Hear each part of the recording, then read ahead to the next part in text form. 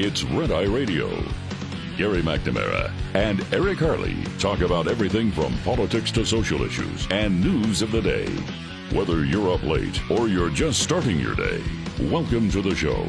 From the Uniden America Studios, this is Red Eye Radio. Hello and welcome. He is Gary McNamara. I'm Eric Harley as we begin a brand new day. It's Tuesday. Gary, how are you? I'm doing good. What a zoo of a day it was yesterday. My God. Yeah. No, it's just getting worse. I mean, the media picked up on it, immediately yesterday with Karine Jean-Pierre.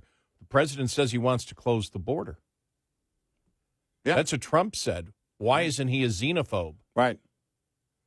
And the question was asked repeatedly, and she just ignored the question. And then it got to this point here with a reporter. Here we go. What I'm saying to you, the new enforcement tools, right, that we believe that do not currently exist, that will be part of this bipartisan agreement, there are different definitions, right, of what that looks like, of what actually shutting down the border looks like, right? So we're going to let them work through it. We don't know what that looks like exactly, right?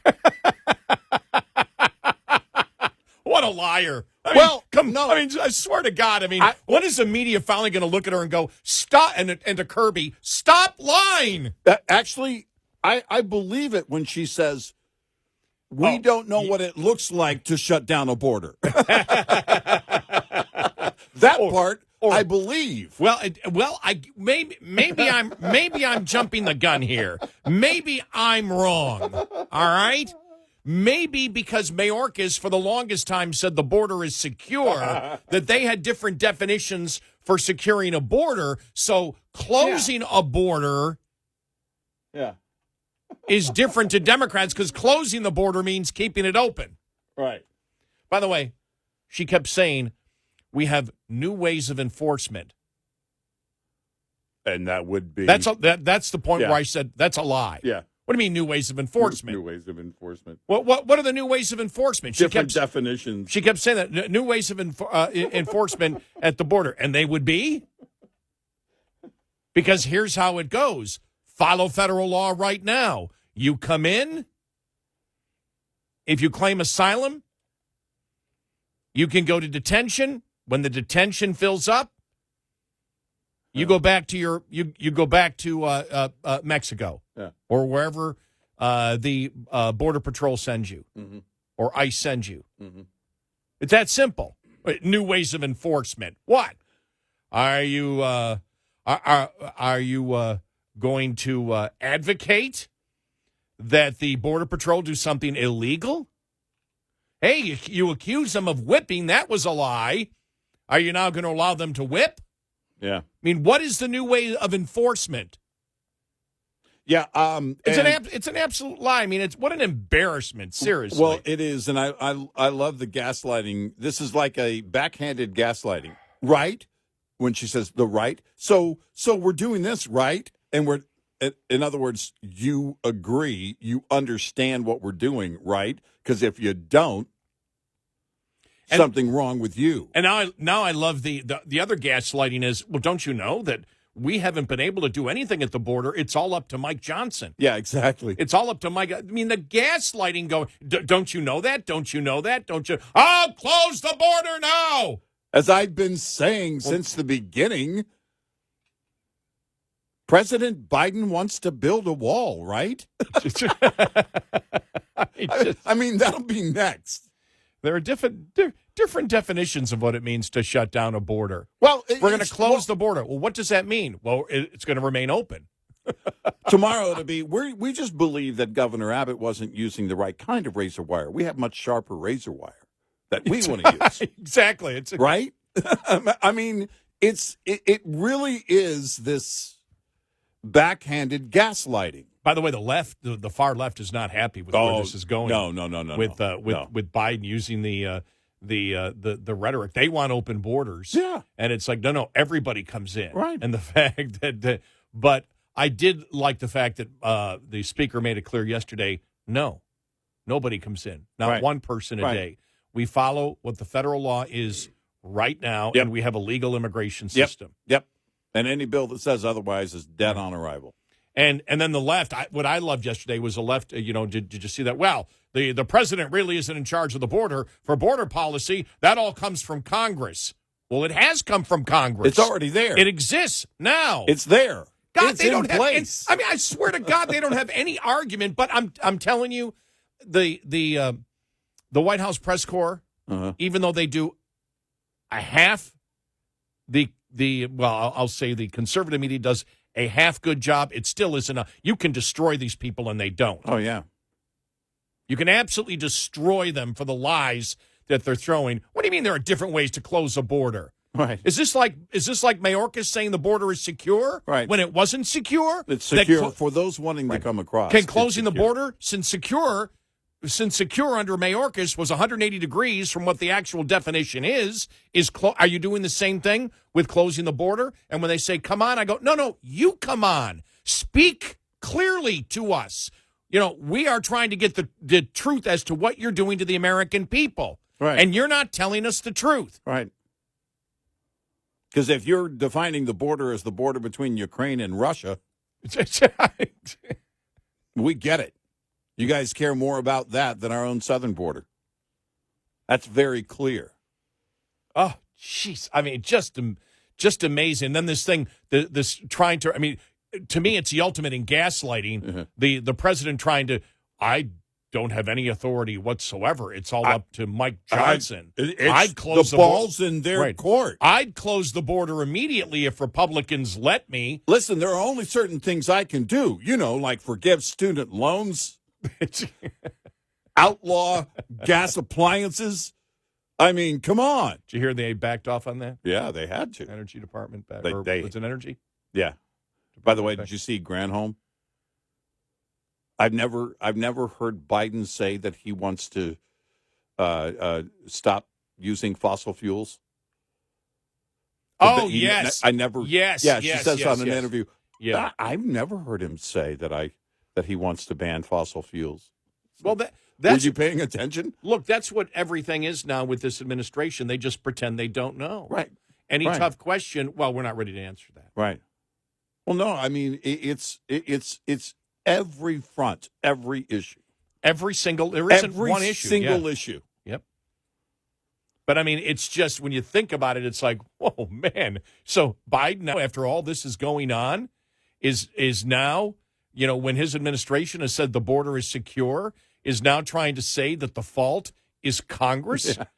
Yeah. And then That's what they're going with. Even Fox News had the story. Well, legal experts say that Congress is in charge of well, they have policy. They've already passed the already laws. there. It already exists. We're there. We're at that point. Even Fox News got Yeah. BS'd in the story that they're doing. Right. No, I'm telling you, everybody's smoking weed. They have to be. And they're smoking a lot of weed. What is the other tainted with something? I don't know what. Yeah. Some hallucinogen. Something. Because it's just every day I just shake my head going, my God. But the border thing is just great. I wonder how the far left liked it. I would close the border if Republicans will let me. Yeah, right. They'll just get out of my way.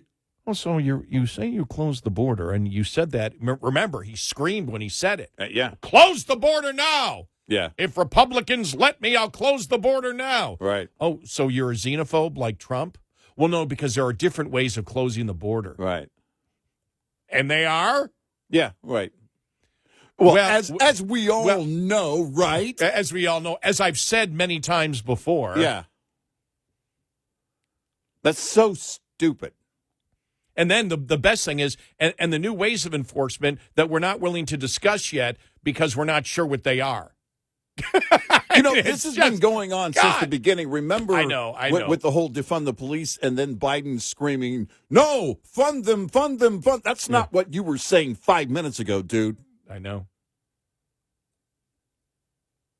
Complete 180. And the reason is because he's a complete liar. He's a wholly dishonest person to the core. He doesn't believe anything because those types of pathological liars don't. Well, they believe in power. Well, he wants the power. I'm not sure what he feels about it. Well, they believe in power. They want the they want the power. He believes in nothing. He believes Right. in there are no ideas that he subscribes to except Joe Biden enriching his family and getting that power, Jack. You're not even, now every time I say Jack, I think of Levitz. John, I know. It's Thank you for that. Jack. the Seinfeld episode with the hairpiece. Look at me now, Jack. All right, so this was pretty funny because just completely off the topic and maybe just a tiny bit childish. But yesterday when we were talking about Senator Langford and he just getting pounded over this whole border deal thing, and you had looked at me off the air and you said, and you showed me the one picture that was on Face the Nation. Yeah. And you said, doesn't he look like an alien? He just and we meant an extraterrestrial, just so you're and so I'm sitting there. As soon as you said that, you know what I thought of? I said, what alien? Yeah, he looks like an alien. And I actually went back to the old Star Trek. And I sent it to you text yesterday. I said, you said he looks like an alien. I said, here it is. And it's the Star Trek episode that Ron Howard's brother was in. Yeah. Remember, right, he was like he looked like he was a baby almost at the time. And then but the projection he put out was this scary looking alien that they all saw. Right. And it was just a projection. And I sent it to you and it's like, oh my God, that's what he looks just like the alien. Yeah. Well, not like the alien, not just like it, but you can see the similarities. It's pretty close. Yeah. So funny. Well, and I was never on board with the shapeshifter thing, but I do believe that you have a lot of people who were a lot of these beings in the Senate now who were posing as conservatives who have morphed into they have shapeshifted into liberals, and we're seeing that, and there's no doubt. There's a reason that the GOP in Oklahoma, is looking to censure him. And there's a reason he's getting this kind of backlash. If you're not willing to fight, get out. If you're not going to stand on conservative principles, get out. Or change parties and run as a liberal. You can do that too. But don't call yourself a conservative. And by the way, he was the only one. He made, two appearances over the weekend? Maybe he made more, but he was on Fox News Sunday and Face the Nation, Langford was, over the weekend, saying that it was false about the whole 5,000 people. And we were like, okay, great. Show us the bill. And why is he the only one out there of that 10 to 12 Republicans, if it's still that high of a number in the Senate, that is on board with that bill? They should all be out there going, Ted Cruz was wrong. And they should also have the bill in their hand saying, we're posting this so everybody can see it. Someone, one of our great listeners wrote me and said, it sounds like Nancy. Well, we have to pass the bill so we can see what's in it. Yeah. And the fact is, no, we don't. And any Republican behavior, going on television and twice basically saying, these are internet rumors. You can stop the internet rumors, and you could have from the beginning by letting us see the bill. I want to see the original version of the bill because you and I suspect it's changed as a result of the pressure on that bill. Yep. And, we are at a critical point. The GOP has laid down far too many times. And right now, all these critical issues, it's not just that they could win politically, and that they do win on the issues. On the border, they have the majority of Americans on their side. Well, you saw the latest poll. Yeah. 50 to 33 for a border wall. Right. For a wall. 17 points. Remember that. And if it's because it was 50 to 33, and it's Right. like half. Right. But if you add that up, you have 83, which means you have 17% that are undecided, Right. that probably want a wall but just can't say it. Exactly. They're not going to say it. Right. But they would consider it. Right. Because if it's like, well, They didn't say no. They didn't say no, exactly. On that issue, Yep. they didn't say no. Ne- And that's a huge tell. No, that's a great point. And we talked about it with Biden, or not with Biden, with Trump and his first administration. We talked about the border. Most Americans were on his side. Then you introduce the wall into it, and the numbers changed in the polls. And they're changing again, but they're more in favor of a wall now. We got a great show, 866-90 Red Eye.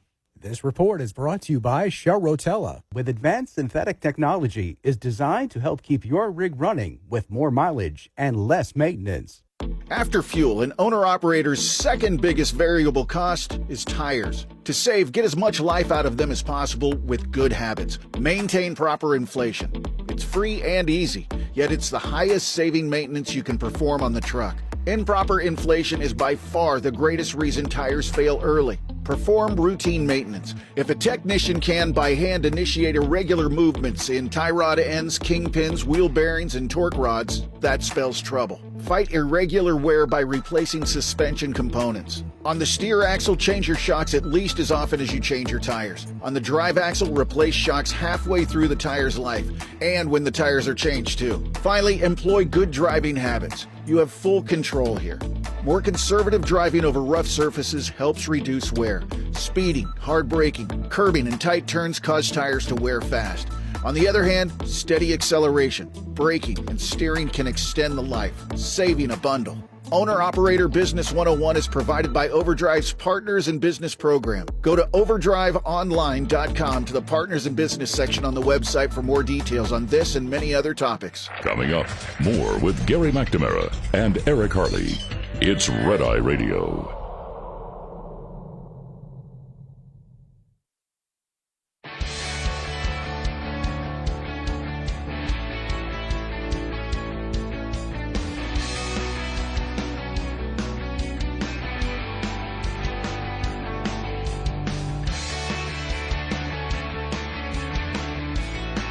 It's Red Eye Radio. He's Eric Harley, and I'm Gary McNamara. And now we have immigration and the whole immigration border situation going on. Now you can add on to that the entire Iran situation, which is just, I mean, it's everything. Everything is wrong. Everything. Yeah. There isn't anything that's right that this administration is doing. No. When you look at what's going on there, and you know, you and I have talked about it before, this whole thing of proportionality that, you know, the White House is now talking about. Well, we, you know, if they attack us, and we'll attack you, we'll attack back the same. No, the entire proportionality is once they attack you, you send the message that this isn't going, you don't do this again. And they go back, you know, I was reading Andrew McCarthy's column where he said proportionality again, and talked about Reagan when he was in office in Iran, started mining the oil routes, and one of the mines almost sank a frigate, U.S. Ship, and it said they destroyed a significant portion of Iran's army, or excuse me, Iran's navy, and it stopped. Yeah. Proportionality is what you need to stop the aggression. And what we have done, what the United States has done in this administration with the proportionality is get Americans killed. Yeah. That's what it's done. Yeah. They want equity and more for the That's enemy. a great point. Yeah. But DEI in wartime. Yeah. Jeez.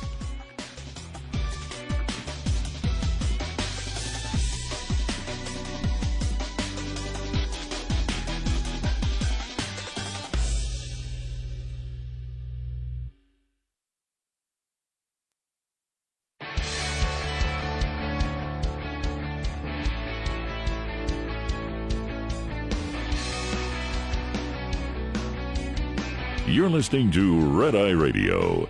from the Uniden America Studios. It's Red Eye Radio. He's Eric Harley, and I'm Gary McNamara. Yes, so here it is. Speaker Mike Johnson yesterday tweeted this out. Any border shutdown authority that allows even one illegal crossing is a non-starter. Thousands each day, outrageous. The number must be 0. So they've set that mark, have they not? Yep. The Republicans in the House. What did I want to get here? Here it is. The editors of National Review. Because this is just the gaslighting here coming from the administration is just, and the funny thing is, it's like Biden. Well, I haven't had the authority. If the Republicans give me the authority in Congress and the media going along with them, the ability to shut down the border comes from legislation from Congress. And I'm screaming like you were yesterday. Yeah. It's already there. Yeah. We already have laws. Yep. But they write President Biden wants a total and complete shutdown of the border until he can figure out why he's kept it open for so long. Late last week, the president touted an imminent border deal with Senate Republicans. Quote, it would give me as president, he wrote in the statement, a new emergency authority to shut down the border when it becomes overwhelmed. And if given that authority, I would use it the day I signed the bill into law.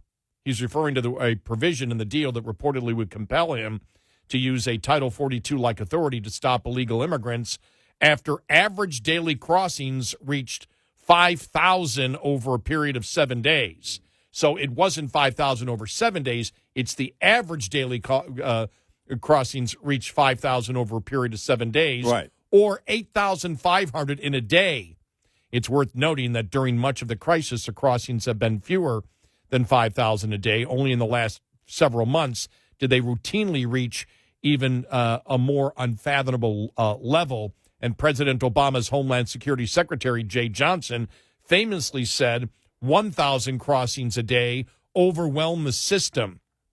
It's also easy to imagine ways to game the deal's provision, especially given that the administration is already working to launder would-be illegal crossers through new legal avenues created for that purpose. We'll withhold judgment on the deal until we've seen all of the details, but it's not too early to comment on the brazenness of Biden's posture. He created the border crisis and has long denied that it existed. But now that he wants to get more Ukraine funding, which would be paired up with the border deal, by the way, I don't agree with that. I don't think that's why Biden's doing it. I think they're doing it because they realize that is the issue that could affect the election. Right. I don't believe they're doing it. I don't believe he's doing it because of Ukraine. Yeah. Others may be. I agree with you. Republicans may be on that deal. I don't agree. That's why Biden's doing it. No, because I don't think Ukraine is the motivator it once was. Right. And is perhaps worried about the politics of the border crisis. That's it. He's admitting the border is overwhelmed and making the Trump-like pledge to shut it down. Please. Biden inherited a border that was under control via humane and lawful policies that have been put into place by the Trump administration, most importantly, remain in Mexico. He then tore them all down and has spent years cynically and dishonestly blaming the resulting chaos on his predecessor, whereas Trump used existing authorities to come up with a way to control the border. Biden has ignored the law to wave in millions of illegal immigrants. The Republican architects of the deal will have trouble selling their colleagues on it, and not just because Trump is adamantly opposed. If Biden were sincere, he'd be doing what's already in his power to crack down on the border, and we know what that is. Yeah. Because he signed the executive orders to get rid of what Trump did. Right. That gave us much lower illegal crossings. Right. And if Biden could be constrained by new rules, he wouldn't be ignoring the same ones on the books right now. Biden says he's itching to bring the border under control. He should have at it. But he won't. No, he's not about to. And he's lying, and the media's following behind him. He knows that there's not going to be a bill that reaches his desk.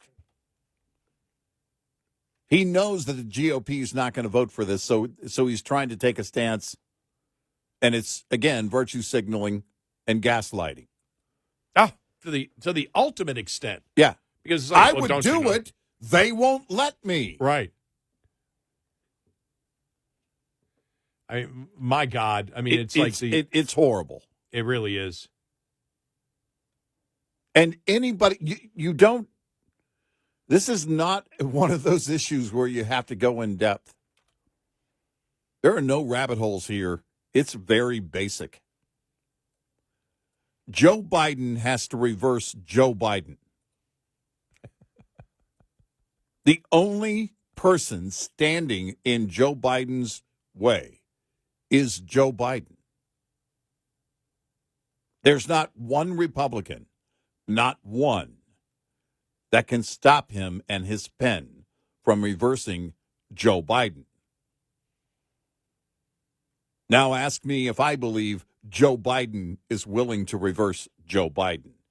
The answer is hell no. No, he's not. No, he's putting the blame on someone else. By the way, he blamed Trump to begin with. Now he's trying to blame the Republicans in Congress. Right. Nobody buys it because anybody would ask the question. Any independent would ask the question. Maybe not all Democrats, but a continuing number of Democrats. We'll get to that border wall polling a little bit because 34% of Democrats now are in favor of a border wall, according to that poll. And it wasn't from a conservative pollster. It was from, what is it, YouGov, which is viewed as more of a liberal pollster. Mm-hmm. And so you shake your head. You go, wow, they're trying to flip this thing over and absolutely lie to the American public that Biden has been hopeless all this time. So what's the scenario? So the border was secure until 6 months ago, and because Republicans won't do something, everybody came to the border. I mean, what are they trying to sell? If you try to put all your ducks in a row, what would that paragraph look like? Right. Yeah. Because you can't. Exactly. You can't convince the American public that Biden has been he's been politically impotent this entire time. He can't do a thing until Republicans come up with the plan to do it, as if there are no rules and regulations on the border now that Congress has already passed. Right. Yeah, there's nothing there. And tried to throw this on I Republicans. wish we had, if only there were a law. Yeah. There is. It's I guess it's the only place they could go. It's the only thing you can do when you screwed up so badly. Remember, wasn't it just in the last couple of weeks where Karine Jean-Pierre said there's really nothing unusual, that this isn't unusual because it's seasonal, that there's ebbs and flow at the border when it really increased in January, that there was really nothing there. Right. And then she got called on that and lied about that. Yeah. Well, what I meant was, it's like, well, we all have our own definition of seasonal, right? Unbelievable. Really is. Yeah. Yeah, it's pathetic. And they're not about to do anything about it. They're not. They know the GOP is not going to pass anything. And that's good. Pass a clean bill on the border, a clean bill on Ukraine. Let's get the votes on that. Just remember because people live in the bubble of today. Let me play this audio cut here. This is Mayorkas 10 months ago. All right. Actually, maybe 9 months ago. Here we go. It is my testimony that the border is secure, and we are working every day and night, to increase its security. So we know they will lie there. Yeah. We know the administration will lie about the border. Yeah. Why do you believe, does any Democrat believe they're telling the truth now that it's Republicans' fault? You're a fool if you do. Yeah. Well, I mean, they may just because they, hey. Well, if you believe the lie and you know it's a lie, then you're just lying to yourself. If you just want to buy into the lie, then the only thing you're doing is a campaign. The only thing you're doing is being a hack. You know the truth. The people of Chicago, New York City, Boston, L.A., they know it. They know this. There's one central figure right now that's getting things done on the border, and that's the governor of Texas, Greg Abbott. And hopefully, legally, this moves in the right direction and goes the way it should at the high court when it finally gets there. Well, and we had talked a lot about this yesterday because we had talked about that Jonathan Turley came out and said, well, the argument that he's using about invasion probably will get shot down by the Supreme Court because the invasion really means a foreign power. Mm-hmm. And you and I said, wait a minute, let's see what the nation's been doing since 9/11. Right. And even before 9/11, because Al-Qaeda was viewed as a terrorist group. Mm-hmm. We have gone to war with terrorist groups. Yep. If you're a designated terrorist group, for example, like Al-Qaeda, you can't be an American and join Al-Qaeda. Right. You can't do that. You'll end up in jail for a long time if you do that. Why? They are viewed as an enemy of the United States. Mm-hmm. ISIS is. Anyone that gets the terrorist designation, they are enemies of the United States, without question. Mm-hmm. So, as we've said, we already know that hundreds upon hundreds, what was it, over 300, I believe, have, and I don't know what the time period is. I saw the number the other day. Those terrorists on the terrorist watch list have crossed the border.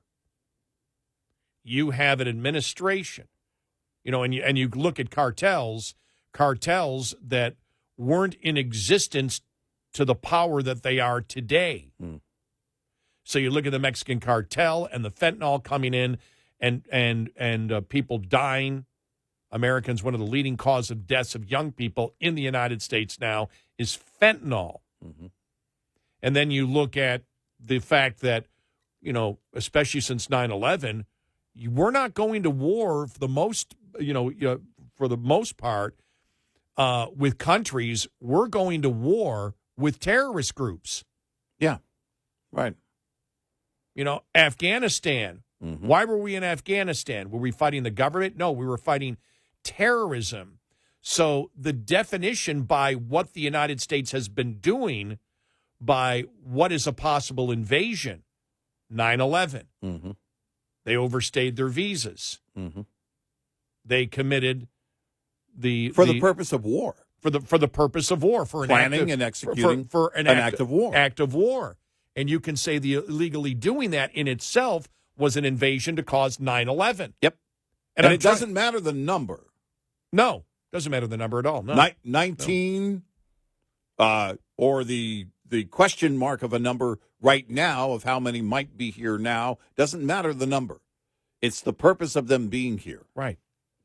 And so that's where I would disagree. Or I'd ask the question of Turley why that can't be viewed as an invasion, because the United States views these terrorist groups just the same as they do fighting any country. Right. We saw that. We saw what happened. Right. We saw the worldwide fight against Al-Qaeda. We saw the worldwide fight against ISIS mm-hmm. that goes to numerous countries around the world.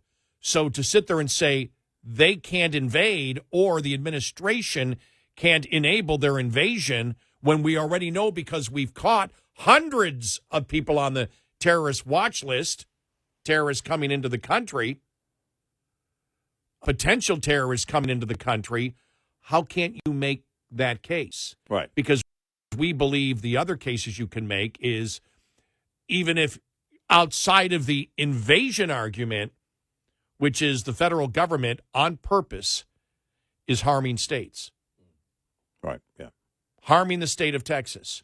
And by doing so, because also, the Texas hasn't shipped the majority of migrants to these sanctuary cities. It's been the Biden administration. Mm-hmm. And so all these things of harming cities, harming states. Can a state do that if the federal government does that? Is there any type of recourse from the states to do so? Well, I would think that if you looked at, because it's been brought up, remember, The country was created by the states. It wasn't created by a federal government. The states created the federal government. Right. And so to sit there and say the federal government now is completely in charge of everything, including helping to cause chaos and harming states, and the states have no recourse, to me just doesn't fit with the original intent of the Constitution. No. And No. I'm looking for arguments. Well- I'm looking for arguments that, because this really, I started articulating this, thinking about this after the whole thing happened. We'll continue talking. 866-90 Red Eye. Lines open for your calls. 866-90 Red Eye on Red Eye Radio.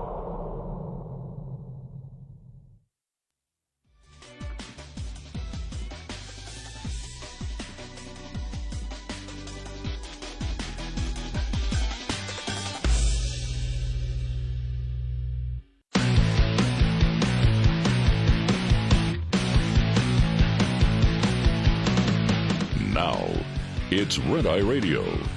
Gary McNamara and Eric Harley talk about everything from politics to social issues and news of the day. Whether you're up late or you're just starting your day, welcome to the show. From the Uniden America Studios, this is Red Eye Radio. All across America and around the world, we are Red Eye Radio. He is Eric Harley, and I'm Gary McNamara. You want an example of amateur hour yesterday? All right, what do you got? Karine Jean-Pierre talking to MSNBC early in the morning yesterday. What I will say, obviously our deepest condolences go out, and our heartfelt condolences go out to the families who lost three folks who are military folks, who are brave, who are always fighting, who are fighting on behalf of this administration, of the American people. Obviously, more importantly, we lost those souls. And now the guessing game was she afraid to say men? Was she afraid to say men and women? Because I don't know the injured. There's one man, two women. All of the injured, you mean? Besides all of the injured, right. Those right. that were killed, yeah. But she didn't want to say men and women. Mm-hmm. Didn't want to say gender.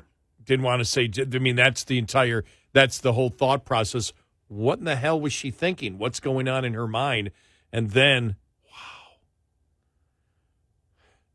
fighting for the administration. Yeah, no. My God, amateur hour. Absolute amateur hour. Yeah, and it was relentless all day on social media in response to that. Just never let up. Because she's horrible at her job. They're so worried about offending anyone and everyone that you can't call it what it is. And frankly, ignore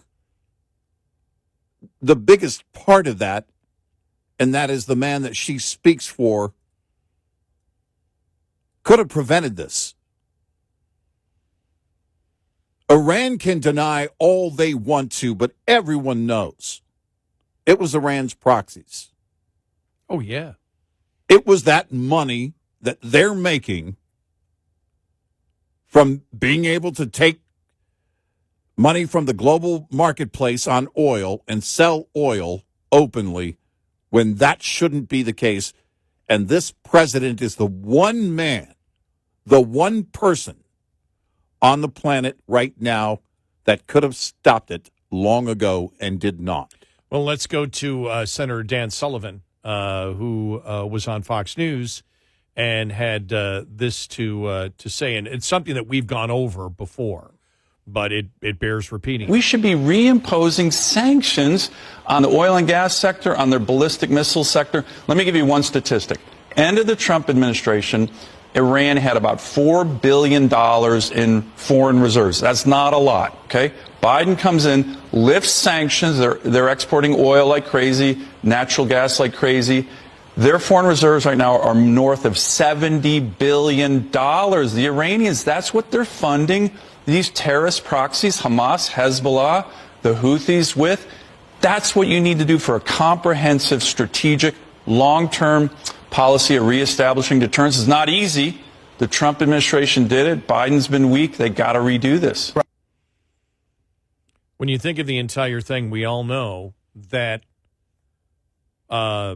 money that Biden opened up for Iran is funding Iran proxies, terrorists, to kill Americans. Yep. And they have successfully killed Americans now. Yep. And the most bizarre thing is, because everything is intermingled now, because the border and the two worst things for Biden right now are all intermingled.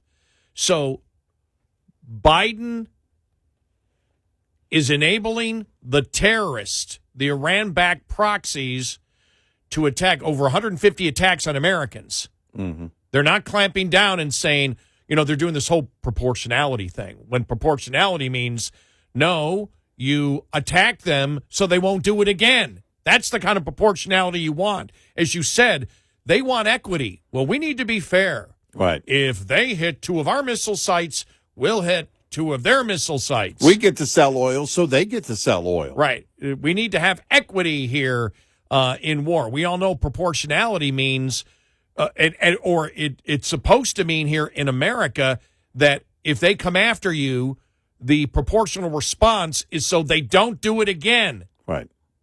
And you can go back to Reagan, and you can look at what he did when he took out a significant portion of the Iranian army, when they mined and hit a United States ship, or Trump, because that was brought up by a few people. Trump did a little bit differently. He said, I'm going after your leaders. Yep. Well, they know anything that they do, they know that Biden's going to respond, but it's not going to stop them. So why are we responding if they know it's not going to stop them, if it's proven because they've attacked over 150 times American interest, and we don't want to escalate, and so we if they hit us this way, we'll hit them this way. Mm-hmm. I mean, Kirby was an embarrassment yesterday, talking about, well, we don't want to escalate it. Well, what the hell you think you got now? You don't think How is this not escalating? This isn't escalating? I mean, it's just so embarrassing. At what point do you draw the line? Where's the threshold with you? But what's so incredible is Biden is enabling the funding of the terrorists that are the terrorist groups, the proxy groups that are attacking American interest, now killing Americans, that were responsible for what happened in Israel.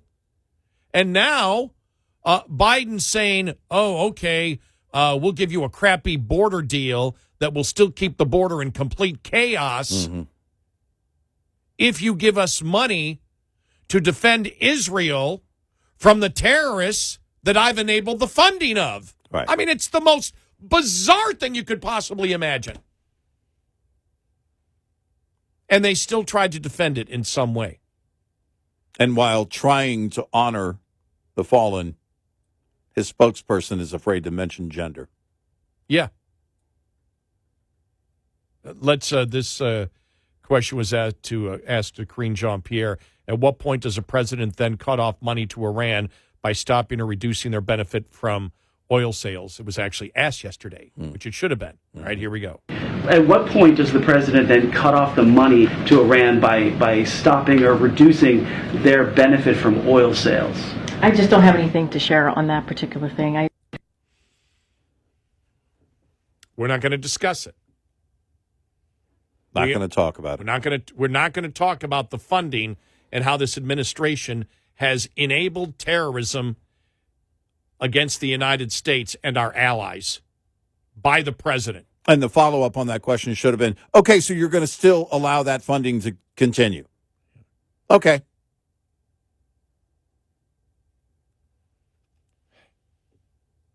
Jeez.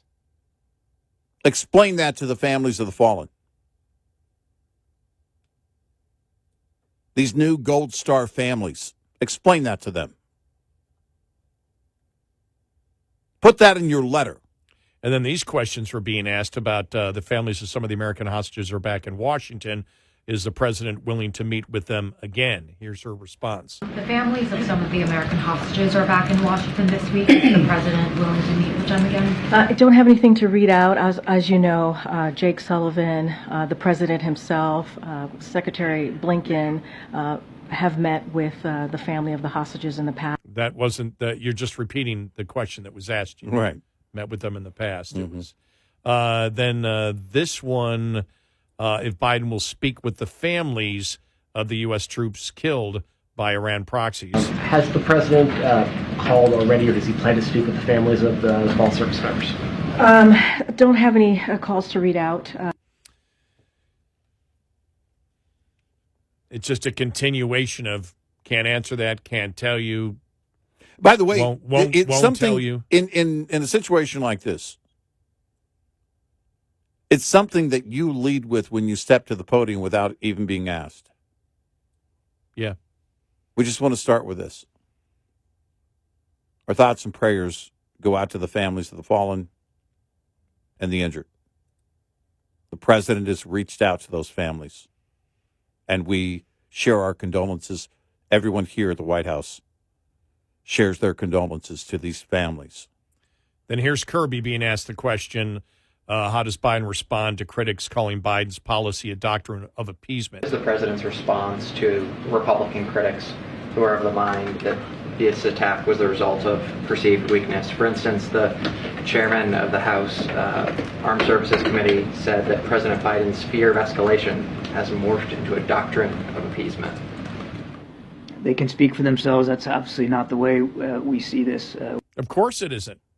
Yeah, we know that. Right, you can't see it that way. You can't see that opening up funding of billions of dollars to Iran that we know has its... By the way, nobody's denying that these are proxies of Iran. No. Nobody's, not even the left, is denying it. No. And they're simply saying, well, you know, they're not using the money for that. They're defending Iran. Right. As you said one time, this administration is the defense lawyers for Iran. That's exactly what they sound like. And nothing has changed. In fact, they're doubling down here.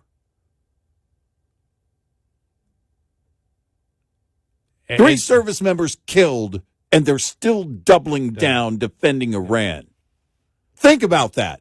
Try and work that through your brain.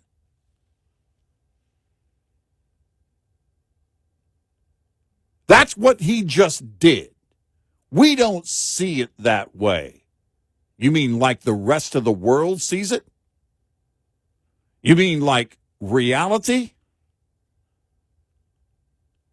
It's pathetic.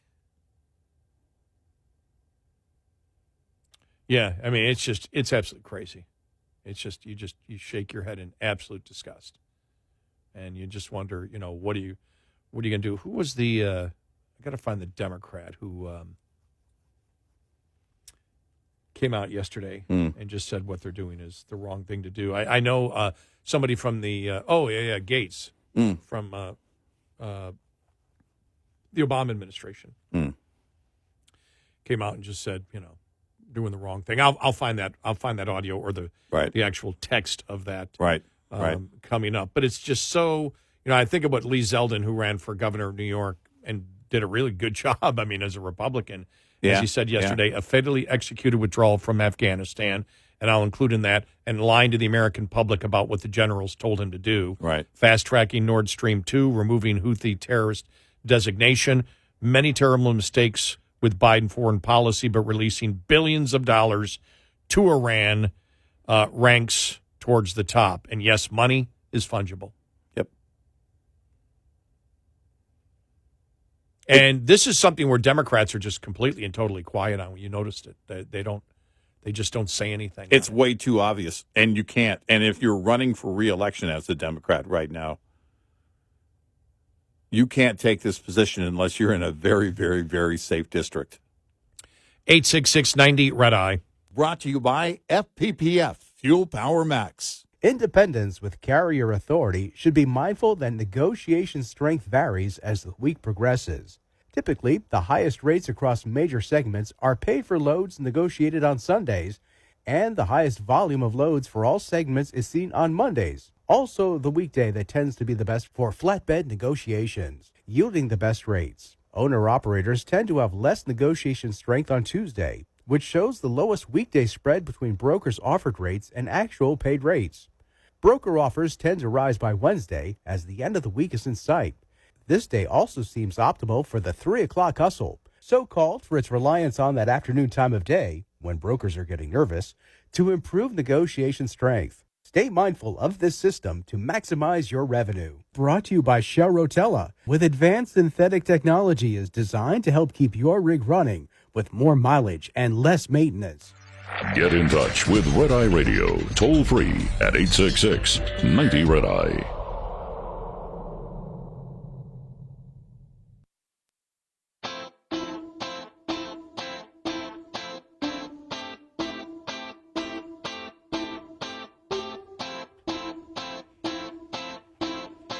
It's Red Eye Radio. He's Eric Harley, and I'm Gary McNamara.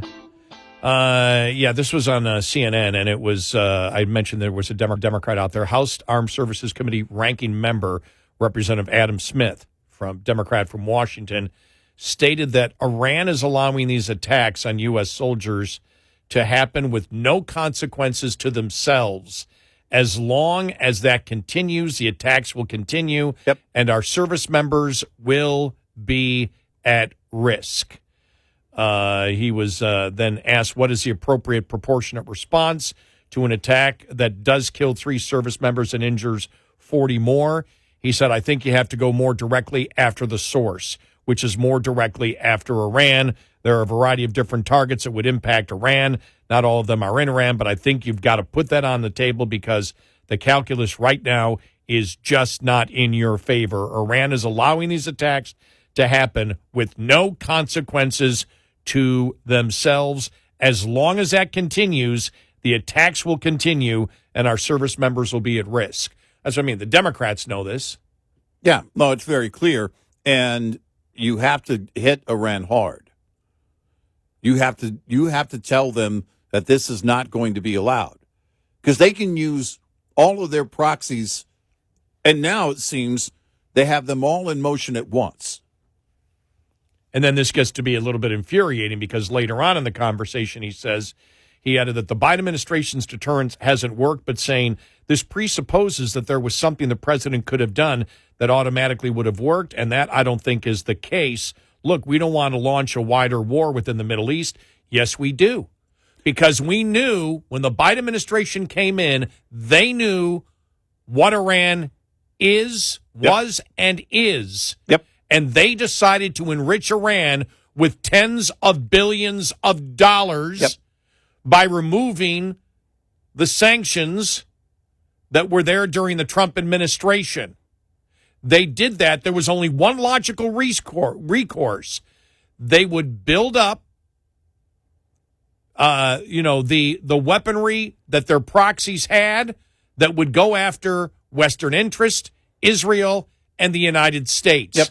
And they took that as a sign of weakness that Biden isn't serious. And everybody knows it. Every Democrat listening right now knows that. Well, and there's the problem. This is since the botched exit of Afghanistan, it's been very clear what the global table is. It's set, and it's set by someone who is not capable of being the commander-in-chief of the United States. He's not capable of carrying it out. They're worried about equity during war. They're worried about an equal response.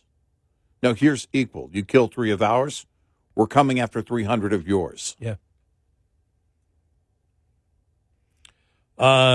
General Frank McKenzie, retired, who served as the head of the U.S. Central Command under Trump and Biden, stated that we have not matched the vow to decisively respond to aggression and hold those who attack U.S. troops responsible. Before the interview with McKenzie, Wolf Blitzer, this is from Breitbart, played video of Secretary of State Anthony Blinken saying, we will respond decisively to any aggression and we will hold responsible the people who are attacked our troops. We will do so at a time and place of our choosing. During the interview, Blitzer asked, you were head of the Middle East operations, a U.S. military central command, as it's called under both Biden and Trump. How would you advise the administration to respond now to this attack without sparking a much broader war? He said, well, I think we begin by realizing, Wolf, that if we want to prevent escalation, we need to leave the theater. If our primary goal is not to have something escalate, we need to get out. That's obviously not our goal, though. So we need to get comfortable with the fact that there can be escalation associated with this. The next thing I would say is Secretary Blinken's words were very strong, very forceful, very on point, but you got to match them with action.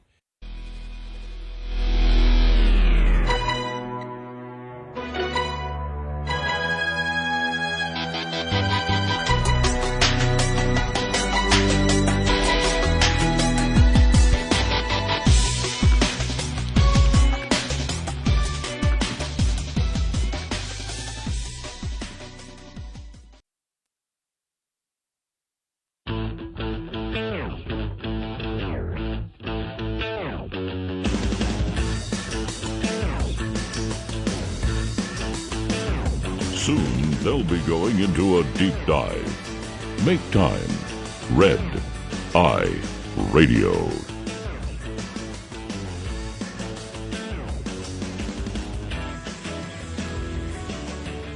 Red Eye Radio, he's Eric Harley, and I'm Gary McNamara. So, yeah, I mean, so across the board, you see it. Everybody knows that the policy of the United States is right now is, through this administration, is just crazy with Iran. Think about it, 150 different attacks on American interests. Yeah. Yeah, where's the threshold for this administration? Where's that threshold? Oh, today, the word options. We're considering our options. All of those options should have been considered in the moments after the attack and should have been carried out. And then you should be telling the world what you did in your response. The world would be learning about your response in the same story that they learned about the attack on the U.S. interest that killed 3 soldiers and wounded dozens. No, not with this administration. Oh, well, we're going to see, listen, we don't want this to escalate. They're worried about offending the enemy. Well, you're at the point now where the enemy does whatever they want. They own this. Knowing that they dictate to the United States what our response would be. Yep. They know they this, control both sides of it. Right. All of our enemies and allies know this president, and that's a problem. And it does go back, and I'm glad you mentioned it in the last segment when you mentioned it all goes back to Afghanistan. Yep. Our enemies know that the president will lie to the American public about even what the generals told him to do, advised him to do. He will lie to the American public to be weak. Think about that. Mm-hmm. Mm-hmm. They look and they go, that idiot there lies to the American people about a situation that they're in. He lies to the American people about what the generals told him, and the generals told him to stay. But he'll cut and run, and in doing so will lie to the American people about what his advice is. We can manipulate this idiot. Yeah. Right. And so they are. Right. And then lied, over and over again, which everyone knew wasn't the case. Well, look, the Taliban, they're not going to take over. They're not going to take over. They're not going to take over. And his first sit-down interview after the botched exit, days after it was over, said, well, of course, the Taliban was always going to take over. Our enemy knows who we are. And quite unfortunately, so do our allies. They know who this president is. You had Richard Goldberg here, senior advisor for the Foundation for Defense of Democracies, told Breitbart News on Sunday that President Biden needed to follow President Trump's example and attack Iran's terrorist commanders if he wants to avoid a broader war. Goldberg, a former Capitol Hill staffer and U.S. Navy Reserve officer who helped coordinate opposition to President Obama's nuclear deal with Iran in 2015, said that Biden's policy of appeasing and funding, I'm glad you brought up both of it, not only appeasement, but of funding Iran was bearing bitter fruit. Yeah. This was a long time coming, with warning signs for 3 years that President Biden ignored willfully.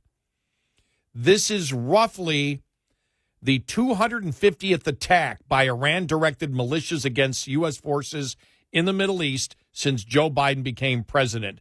He has never responded militarily against Iran once. Instead, he has opened the financial spigot.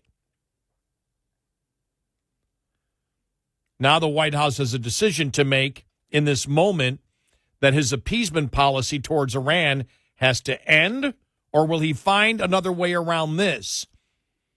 Do what he's done 250 times before. Have a pinprick strike against the Arab militia in Syria or Iraq and allow the Iranians to get away with murder, quite literally. And that's what you're dealing with here. But when you, I mean, I've never seen this, you know, again, maybe there's something in American history that was like this. I just don't know what it is. And still they can't say, okay, we need to put the sanctions back on Iran. Think about that. Yeah. Even if they took that case, it would show that they were serious, but they haven't done that. No, let's continue to ensure that the money flows to Iran. Because Biden is not going to undo Biden. And Biden is certainly not going to undo Biden to do what Trump did. His defiance knows no end. And it won't change. It won't change. As long as he's president, it will not change. This is a simple decision. By the way, most Americans, had he left the sanctions in place against Iran, most Americans probably wouldn't think twice about it. They'd go about their day and not think twice about it, but he couldn't help himself. No, he couldn't. Had to be a big shot. Had to flex. And this is what you get.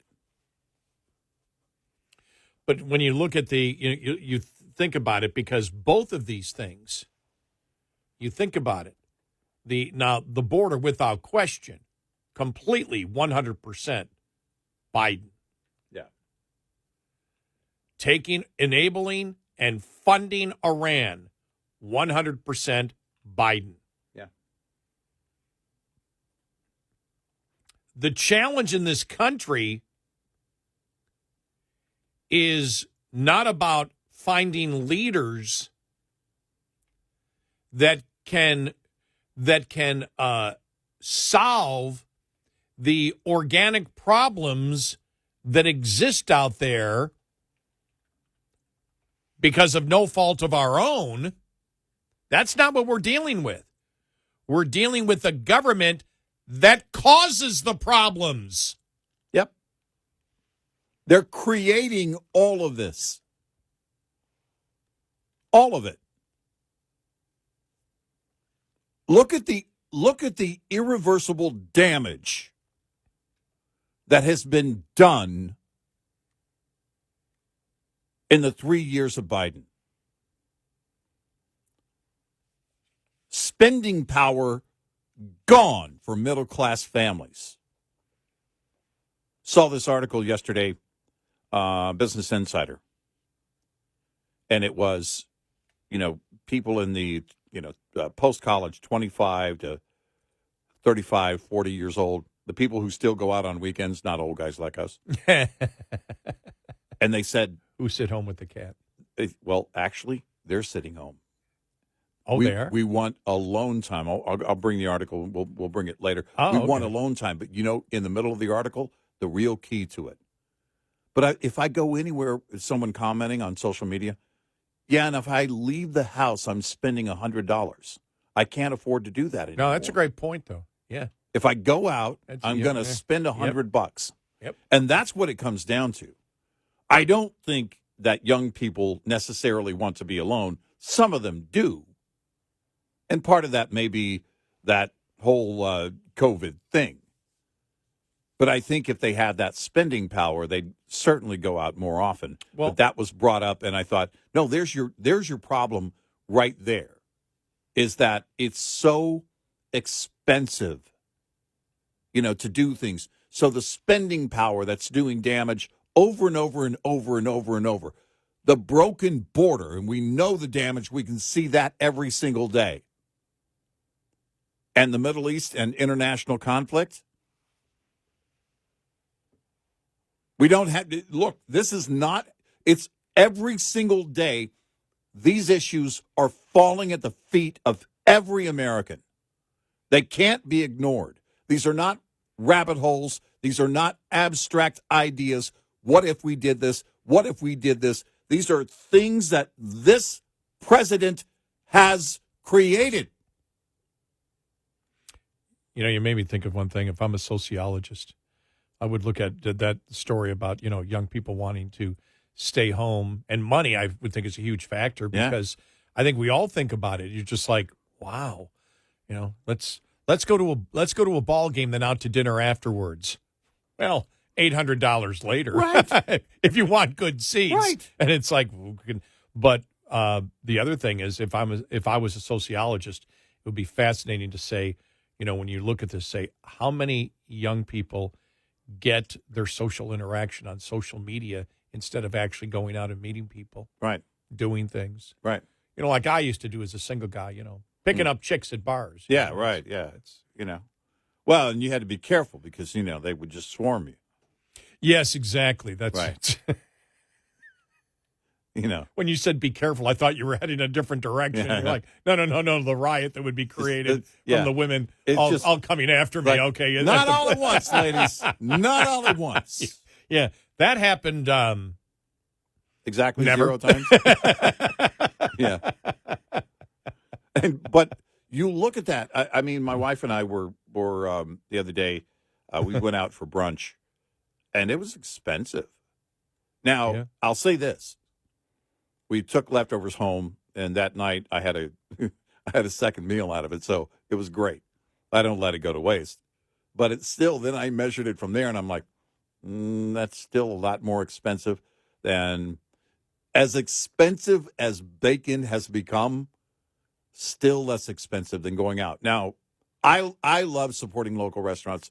I love going out when, get out of the house. You and I, we spend, a lot of time during the week. All day is, show prep, and then all night is the show. And so I love to get out on Saturday. Saturday's really the only day off, because Friday you're resting up from your Friday morning show, and Sunday you're working for your Sunday night show. So really you only get one day for a weekend. And I don't mind that. But you've got to really, work to get out and enjoy yourself. And so we went out on Saturday. Great restaurant. But it's expensive. And I thought to myself, when I read that article yesterday, I thought, there's got to be something else to it. And I got to the middle of it, and someone had commented on social media, every time I leave the house, it's $100. Yeah. And I thought, yeah, if you're going out, I don't know what drinks cost. I don't drink. But, back when I was buying a beer or two, it was a heck of a lot more expensive than getting a 6-pack and, sitting at the house or whatever. But if you leave the house, you're going to spend some money. And that buying power is not coming back until there is a massive wealth expansion. That buying power isn't there. And it's changing how people behave. All of these things were preventable. All of these things were caused by the current president. 86690 Red Eye. We'll be right back with more Red Eye Radio with Eric Harley and Gary McNamara.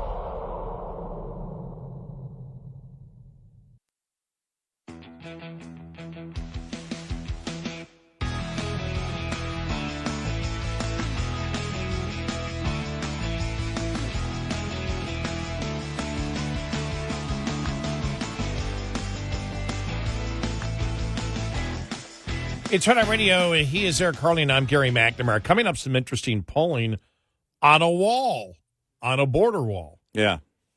Coming up, you look at that, you're just like, wow, okay. Yeah. I love this headline, Biden to campaign on Trump's economic policies.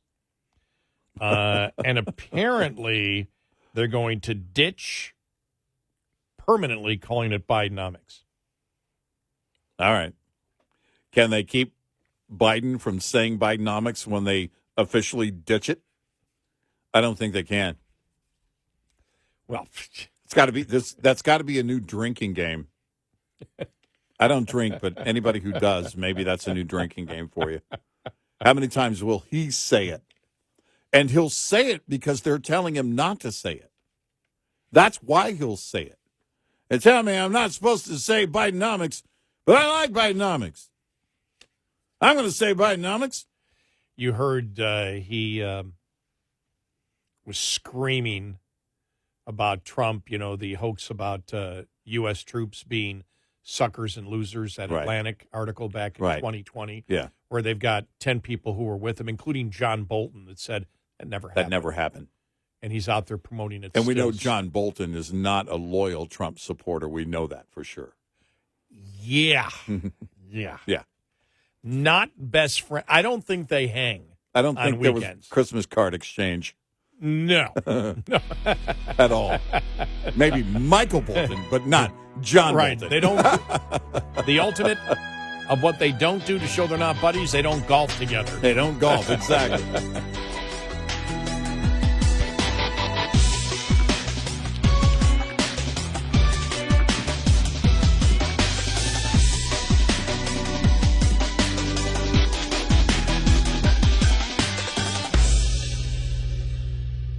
This is Red Eye Radio on Westwood One.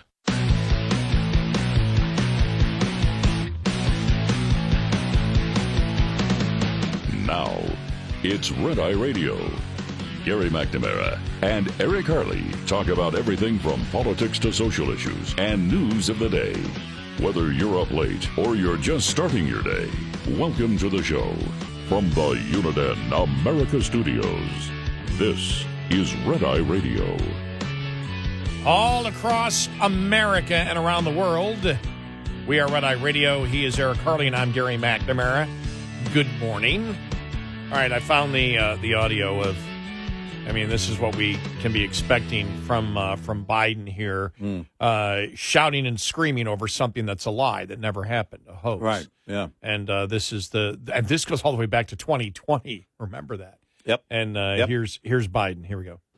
Donald Trump, when he was commander-in-chief, refused to visit a cemetery, U.S. cemetery outside of Paris for fallen American soldiers.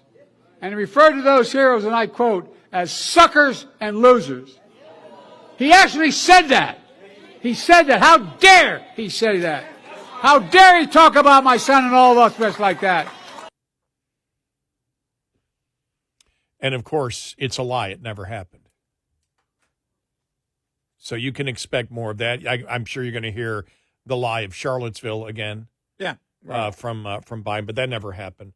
That was an Atlantic article from an anonymous source, and they went through everybody that was with him at that time. And as we found out, no, he didn't refuse to visit it. The weather was bad, and the Secret Service said, nope, either you take the helicopter, we're not taking the cars there. And you had even John Bolton, who was with him, say, well, he might have said it at some other time. He certainly didn't say it any time that I was around at that particular time, and I was there. Right. Sarah Huckabee Sanders, the same thing. Everybody in his staff, they had 10 different people that said never happened. Right. And that would have been something you would have heard and read about in John Bolton's book, by the way. Yes. If that had happened. Might have been the first chapter, even. But go ahead and repeat the lie, because it's the only thing that this president ever does. For decades, he's told lies and lies and lies and lies and lies about his own life. I mean, why wouldn't he lie about Trump? All right, so here you go. Here's the poll that was out there. YouGov America poll. Do you support or oppose building a wall along the U.S.-Mexico border? Boy, the reversal on this reminds me of before World War II. I think it was in 1940 they took a poll about whether we should get involved in like World War II. Yeah. And it was like 90% of Americans, or 95% said absolutely not. A couple days after Pearl Harbor, the complete opposite. Yeah. Yeah. But support, do you support or oppose building a wall along the U.S.-Mexico border? Support 50%, oppose 33%. The rest would be, I don't know. Yeah. Which means they weren't willing to say, no, we don't. The possibility could sway them. That's complete different polling than we had back during the Trump administration. Right, yeah. For males, 56-33. 56 in favor, 33 against. Females, 45-34. Excuse me, 45-36. 9-point. Females agree that a border wall should be built. Democrats, 34% of Democrats say yes, we should build a wall along the U.S.-Mexico border. Only 51% of Democrats said no. That had to be 80% or 90% of Democrats back when Trump was president. It had to be. Yeah. Yeah. GOP, 79-12. Independents, 44-33. This is what the amazing thing is. 18 to 29-year-olds, okay? All right. 47% build a wall, 30% don't build a wall. Whites, 54-33. Blacks, 45-30 in favor of building a wall. Hispanics, 42-40 in favor of building a wall. That shows you the fact that, and I'm telling you right now, what made the difference is what Governor Abbott did. Yeah, no doubt. I think he's been the central key figure, really, in the entire border situation. He has been the most effective player in border control. Mm-hmm. And that is likely to continue. In fact, that effect is likely to continue because we believe that I think there's a good chance the state of Texas will win this in court against the administration. We don't know precisely what the argument will be, though. No, we don't. From the administration. Mm-hmm. From the Abbott administration. Fully what the debate will be in front of the Supreme Court. Mm-hmm. But but a state defending itself, I mean, on the basis yes, is I don't know how you argue against that. I mean, it may go the other direction, but I suspect that they'll win this. Well, as we said, I mean, there's the thing about being invasion. Well, under the Constitution, invasion is a foreign army, and that's what they were thinking when we only had 13 states. Mm-hmm. And you and I said, well, wait a minute. If you have 13, remember, there is this misconception that the United States was formed by the United States bringing in the 13 colonies. Right. Or the 13 states at the time. They weren't colonies anymore by the time the Constitution was written. But actually, the country was formed by the states forming the federal government. Right. That's how it happened. Right. And so you have to ask yourself, would the states have approved of the federal government purposely and in a calculated way reversing what the law is, not abiding by the letter of the law, and severely harming states and cities?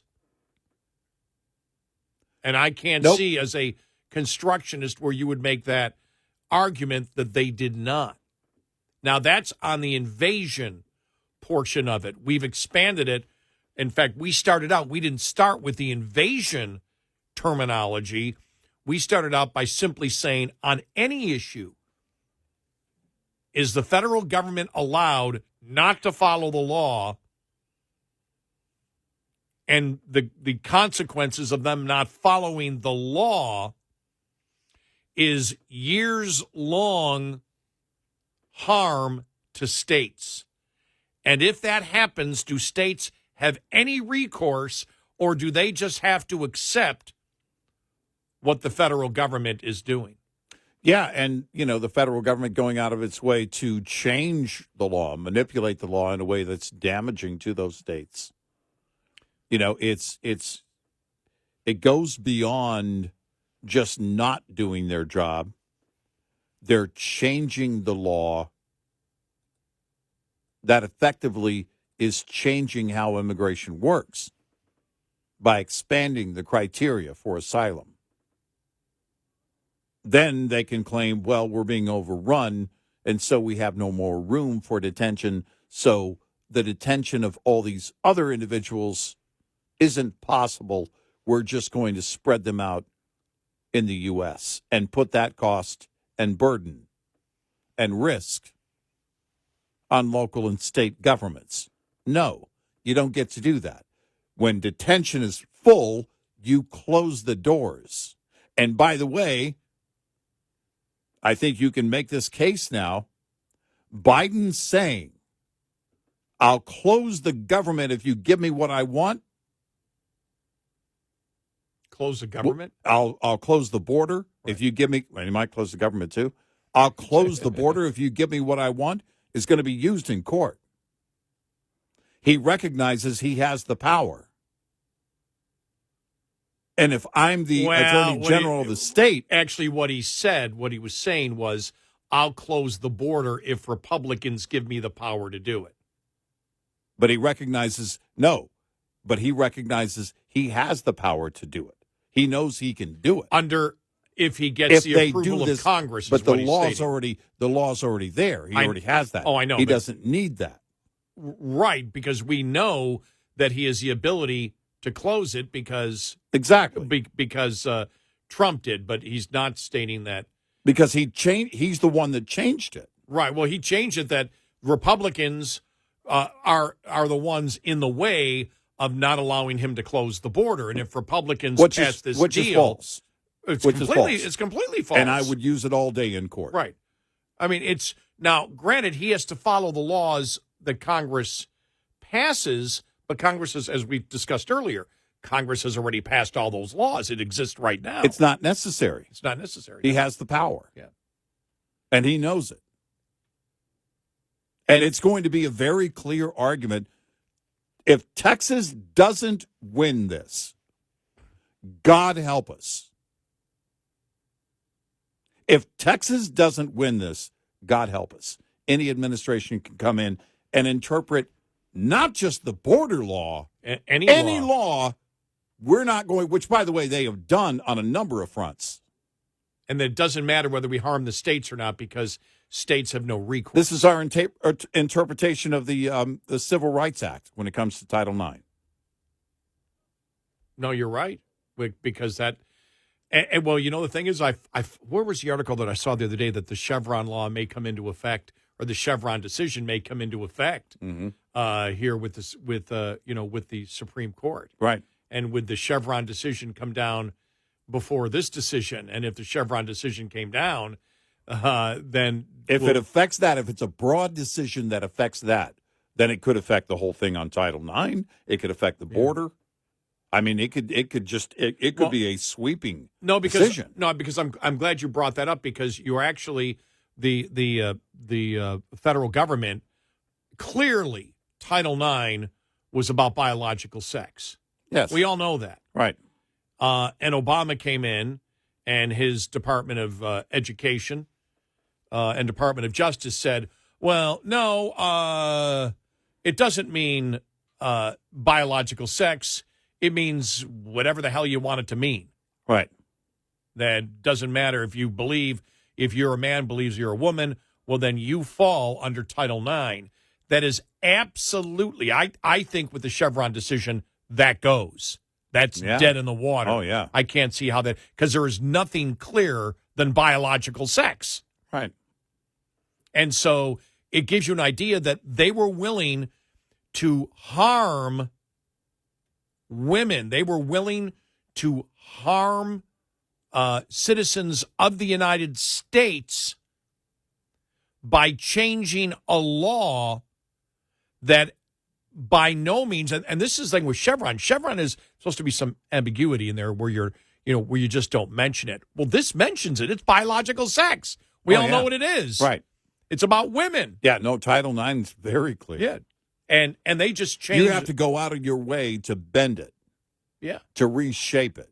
And so you see, I'm glad you brought that up, Eric, because that's a great example of damage caused. Now, one is damage caused to individual citizens, which would be women, and the other one is a damage caused to states. Mm-hmm. Now, they're different concepts, too, because there is a relationship between the states and the federal government, because the states created the federal government, and the Democrats are trying to make you believe that the states have no recourse. Now, they don't put it that way. I don't know if you saw the Liberal Reporter yesterday. You could tell he was angry. Why isn't the federal government is the one that controls and secures the border? Why are you allowing the state of Texas in there? Well, as you said a long time ago, if the premise is wrong, everything after that may seem correct. But if the premise was wrong, then anything after that is tainted. False. Yep. Is also false. And so this isn't a thing where the federal government, this isn't a thing where, because this is what the left is that reporter was trying to convince you of, that this is a scenario where the federal government, the Biden administration wants to secure the border, and Texas is doing everything to ensure that the federal government won't secure the border. Mm-hmm. That's what they're trying to sell you. Yeah, right. It's bizarre. And that's insane. It's insane. It's the complete opposite of what the fight is about. Well, because you get into and this is why I believe it should be a broad decision on Chevron, because it gets into the executive branch coming in and saying, just like Obama, I don't need Congress to get things done. I have my pen. I have my administration. And we can come in and create rules that will stay in place possibly for years beyond my administration, and then become harder to change and more costly to change after they've been implemented for years and years. If the Supreme Court came in and said they can't regulate CO2 as a pollutant, right, because it doesn't exist, Congress didn't give you it, then the liberal transgender activist movement has to go away, and this whole border thing has to go away. Yeah. I mean, it could be sweeping. It could be huge. Or it might not be. Or it might be narrow. Roberts. Yep. That's all I have to say. Yep. Well, let's change a word here. Right. Or it only applies here. Let's change the definition. Yeah, because they could say that it only applies to the a very narrow for the border, right? Decision. Yeah. 866-90 Red Eye. Coming up, more with Gary McNamara and Eric Harley. It's Red Eye Radio.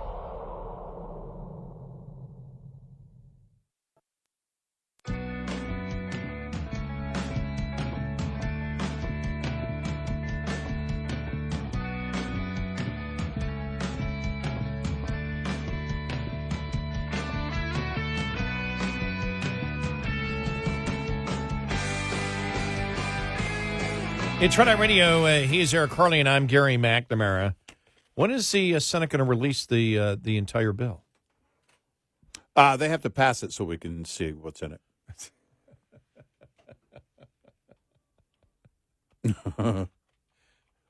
I don't know. Probably about 5 minutes before the vote. I mean, it's not that hard.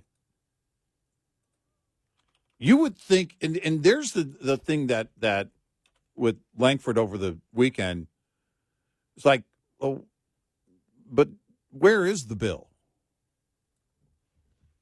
You know, you keep saying these are internet rumors and all of this. 2 different appearances on Sunday, at least 2. I don't know if he did any more. Face the Nation on CBS and Fox News Sunday.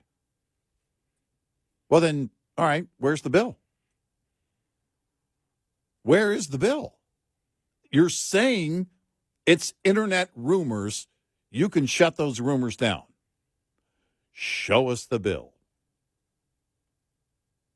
And we haven't seen it yet.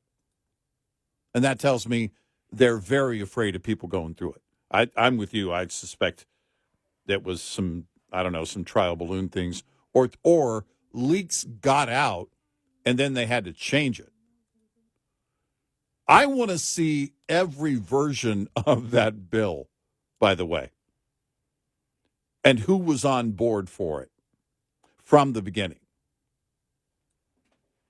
I want to see who was supporting what on the GOP side. You know, it's funny because I'm reading here. This is thehill.com. I wanted to see McConnell bedeviled as Trump and GOP move goalposts on the border. Move the goalposts. Well, maybe some of the GOP in the Senate have. Yeah. Certainly the House hasn't. Yeah, okay. And the majority of Republicans have not moved any goalposts. It said McConnell appeared to be on solid footing when he told President Biden in phone calls before Thanksgiving that Biden's funding request for Ukraine would not pass the Senate without a credible border solution. We'll get to more of this coming up. All right.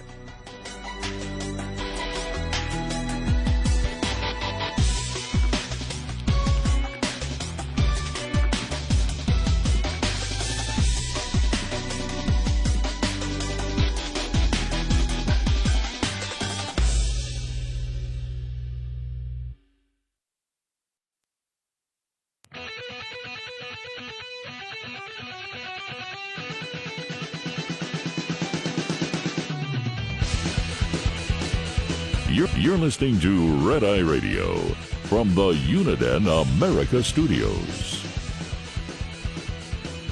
And he's Eric Harley, and I'm Gary McNamara. Yeah, let me just show you how this is written here, Eric, and thehill.com. McConnell bedeviled as Trump and GOP move goalposts on border.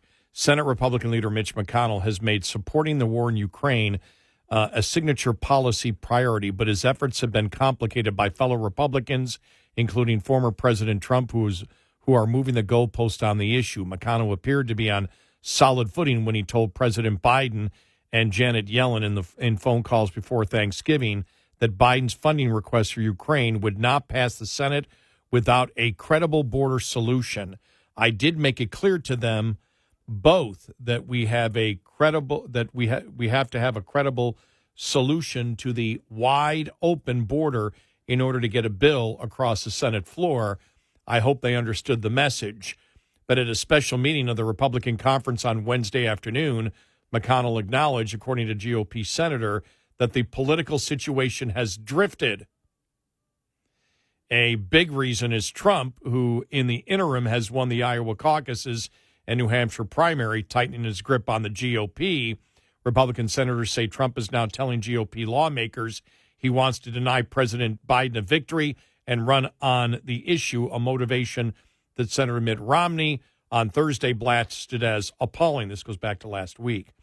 Senator Tom Tillis of North Carolina said Republicans would make a serious mistake by walking away from the border deal in belief that it will somehow help Trump beat Biden in the November elections. Well, this is the kind of half lies, because I'm not saying that Trump is for it. But as we know, you and I looked at this, I could care less what Trump thinks. None of my opinions come from what Trump thinks. You know, people have asked us before. You know, it's the same thing as the Tea Party. Remember? Mm-hmm. I haven't heard you guys say that you absolutely support. Are you behind the Tea Party? And we had the simple answer.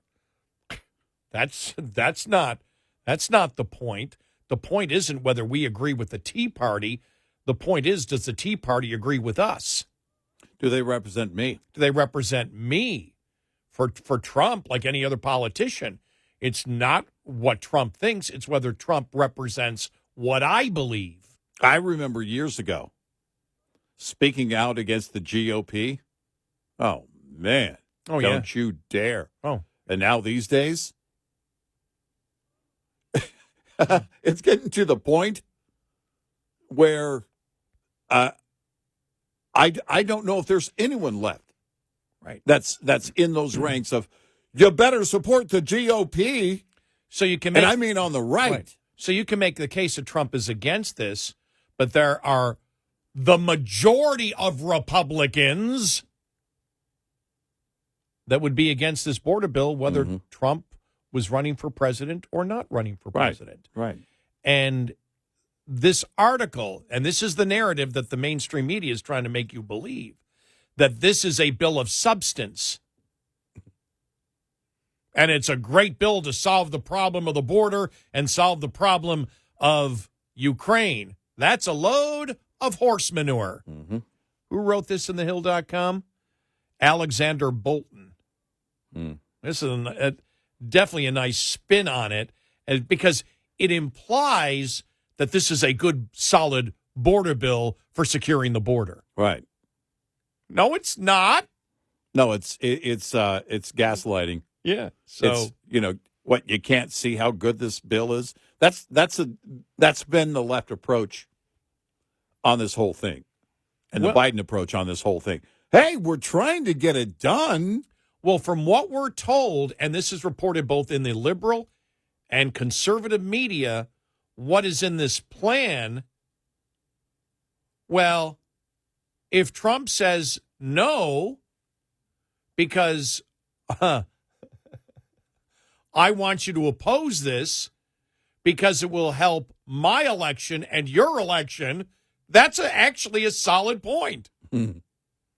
To oppose a bad border bill is good politics, whether it's Trump or whether it's anybody running for Congress or anybody running for senator. Yeah. Right. Because from what we are told, and that's all we can go on, being reported by both liberal and conservative media, to allow thousands of people every day across the border is unacceptable. And it's unacceptable, I believe, to the majority of the American people. Mm-hmm. End of story. Look, you see the growing number of, according to the polls, the growing number of Americans that support a wall. The American people want the border closed. Right now, the American people don't want legal immigration. Here's Tom Tillis, who said, if we fail to get this passed, I'm going to file exactly the same bill if Trump wins and we have a majority of the Senate. I guarantee you that everybody who's against it, it's all about politics and not having the courage to respectively disagree with President Trump and tell him this will help him. He has requested it before. Trump never requested this kind of bill. That's a lie from Tom Tillis. Yeah, that's garbage. If that quote is accurate, Senator Tillis is lying to you.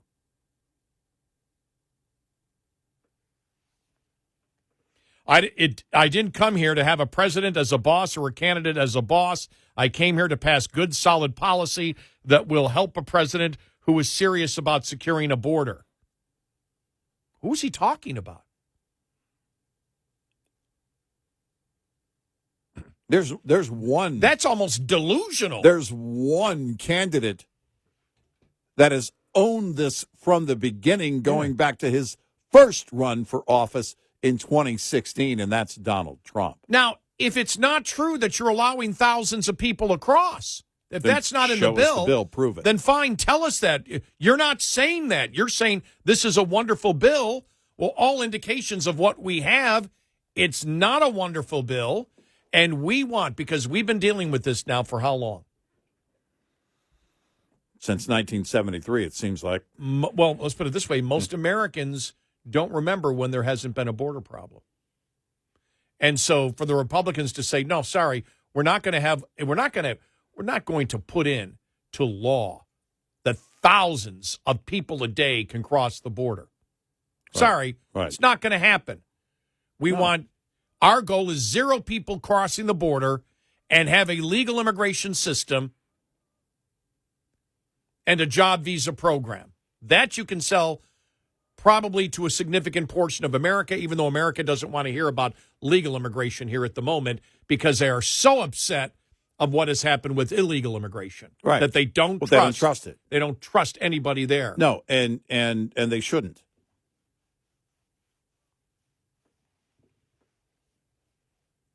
I mean, if this is accurate, and it's all in quotes, then Senator Tillis is absolutely delusional.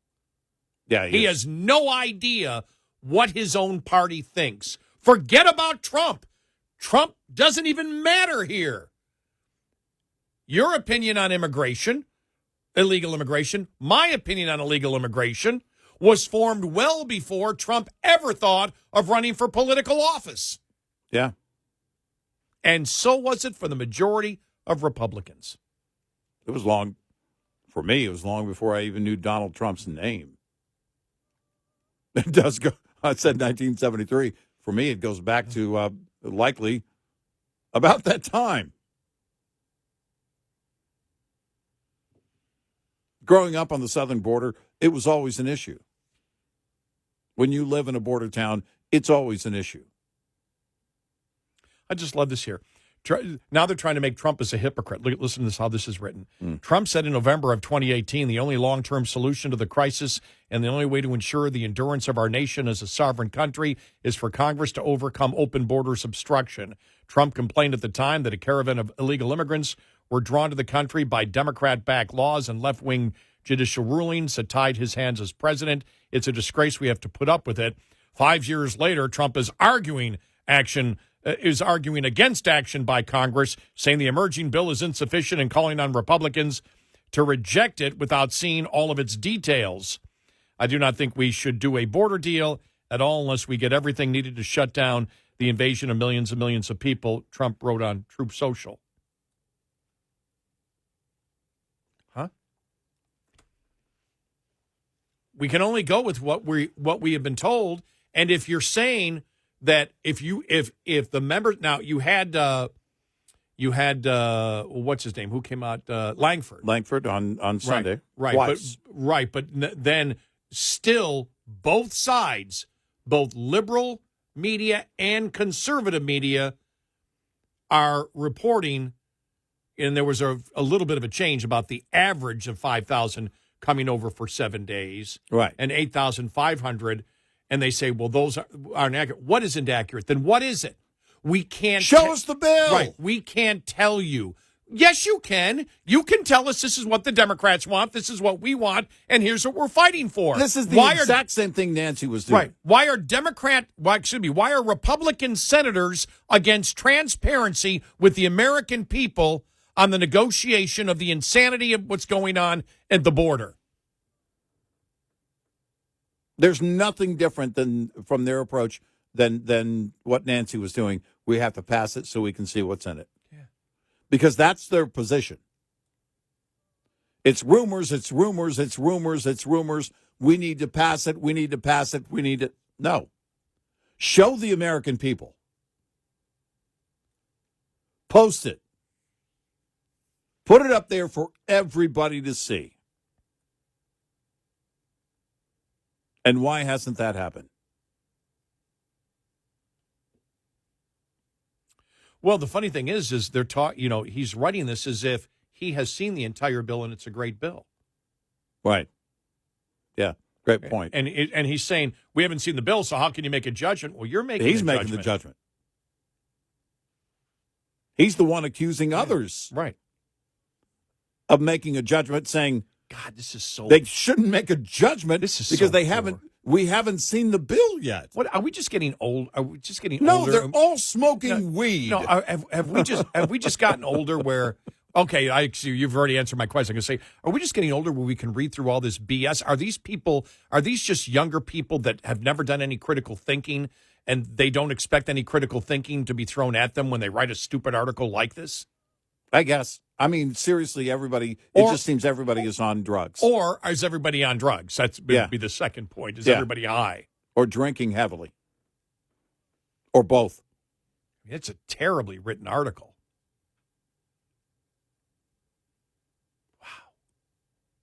One thing One action can shut it all down or fuel the fire altogether.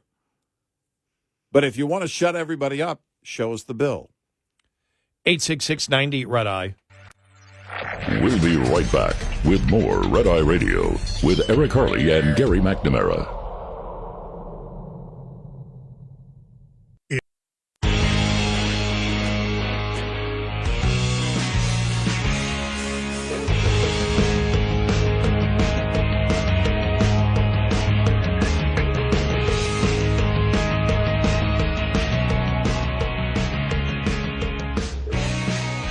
It's Red Eye Radio. He is Eric Harley, and I'm Gary McNamara. It's just a new study out. What city has the worst traffic? Did you see that? Yeah. Isn't it always the city you live in? No.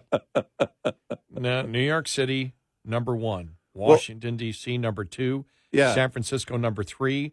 Boston, number 4. Chicago, number 5. Baltimore, number 6. Seattle, number 7. Philadelphia, 8. Well, no, it's always the city you live in, though, because I don't live in those cities. Yeah. Well, so what their traffic is of no importance to me. No Texas city made the top 10. But I live in Texas, so it's the worst to me. That's my point. No, it's fine for me. Mm-hmm. Right. I drove 20 miles on the tollway tonight. Or coming into work, 2 cars passed me. Mm-hmm. Last night, 1 car in 20 miles on the tollway. Yeah. At 10:30 at night. At 10:30 at night. Yeah. Try getting out during the day. Go north and then try and come back south in the morning. Oh, I don't. Yeah, exactly. Yeah, no, it's always the city you live in because right. But looking at that's the worst traffic. Looking at the statistics of how long it takes you to get a certain number of miles is how they did it, and New York City was number 1. Yeah. So right. As much as it's bad, they did it. They looked and said, okay, how long does it take an average person to go this far to this far, and how you actually do that? I'd like to see how they actually put that together. But it was interesting to see that not one Texas. But then again, we always have construction, but the construction is what slows you down. Yeah, that's the whole point. They've expanded the tollways here. The number of tollways is mind-boggling, and still massive congestion in the morning on the inbound.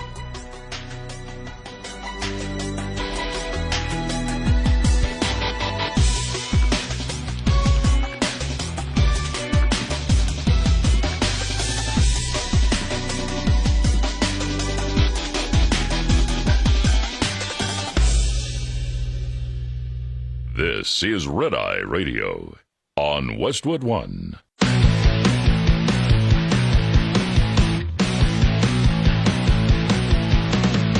Now, it's Red Eye Radio. Gary McNamara and Eric Harley talk about everything from politics to social issues and news of the day. Whether you're up late or you're just starting your day, welcome to the show. From the Uniden America Studios, this is Red Eye Radio. All across America and around the world, we are Red Eye Radio. He is Eric Harley, and I'm Gary McNamara.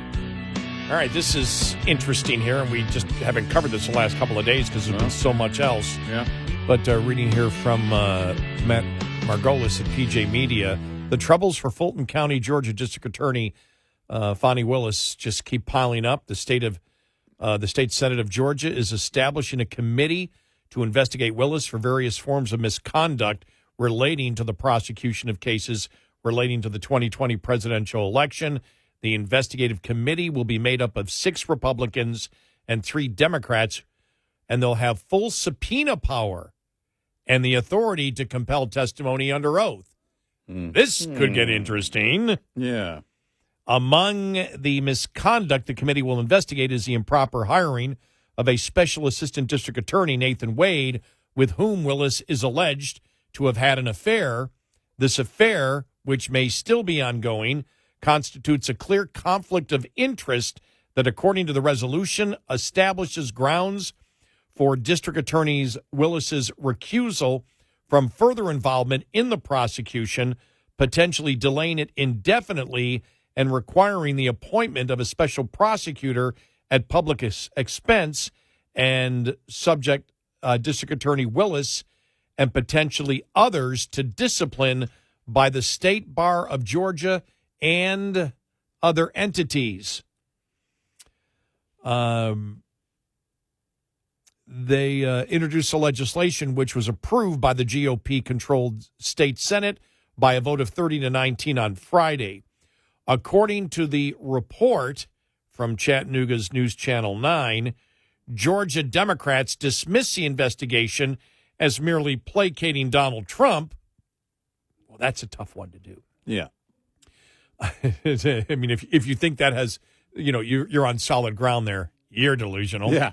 Earlier this month, we learned that bank records showed that Willis and Wade took trips together to San Francisco, Miami, and Aruba with tickets purchased under her name. Willis also paid Wade more than his counterparts, despite having less experience. The records appear to bolster allegations of a romantic relationship between the two. The trips took place in 2022 and 2023 after Willis hired Wade as special prosecutor in the probe of election subversion by Trump and his allies. That's a quote from the Atlanta Journal-Constitution.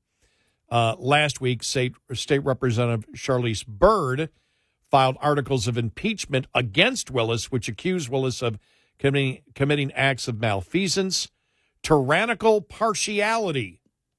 That's a new one. Haven't heard that one before. Tyrannical partiality. I like it. Wow, you're incorporating a lot into those two words. I know. There's a lot going on there. And oppression with the wrongful indictment of Trump and his 18 co-defendants. The resolution calls her actions the severest case of gross abuse of discretion. Willis is known for pursuing a high-profile indictment against President Donald Trump and 18 others for their constitutional right to question the integrity of the 2020 election count in Fulton County and elsewhere in Georgia, Byrd explained in the press release. Willis has also come under scrutiny for possible conflict of interest in hiring potential paramour in the case against Trump. In addition, Judge barred Willis from investigating Lieutenant Governor Burt Jones when he was campaigning for lieutenant governor, as she was a financial supporter of his opponent. Okay, interesting.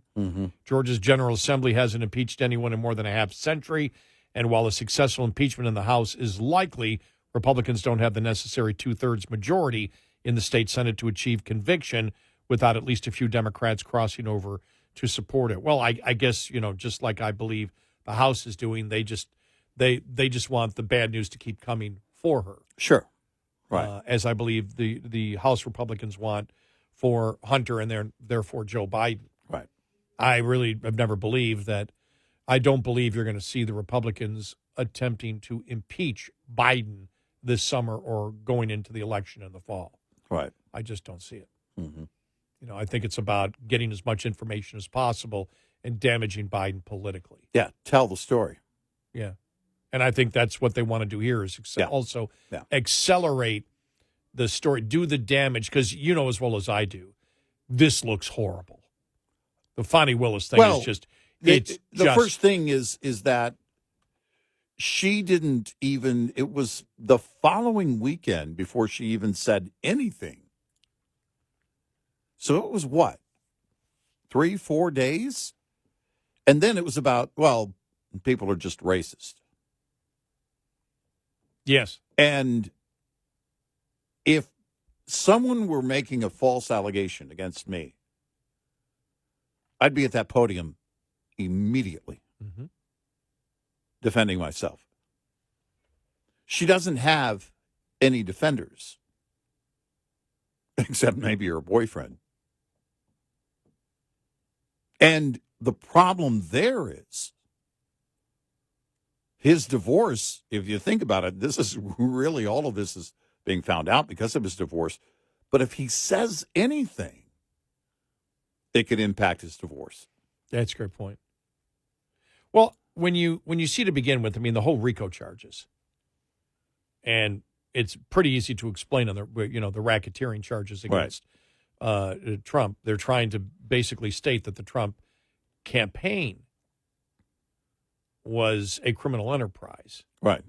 And RICO laws, and trying to simplify it so any Democrat can understand it who's listening, RICO laws were supposed to be directed towards the mob. And that's a criminal enterprise. And that's where, if you're the Don, you're on top. Mm-hmm.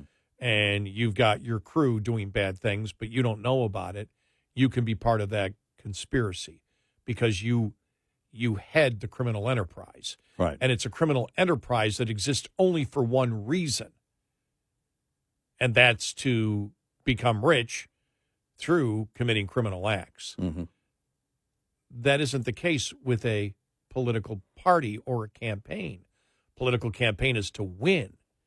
Right. And so they know they wouldn't file this unless they believe we can't get to Trump unless we do something like this.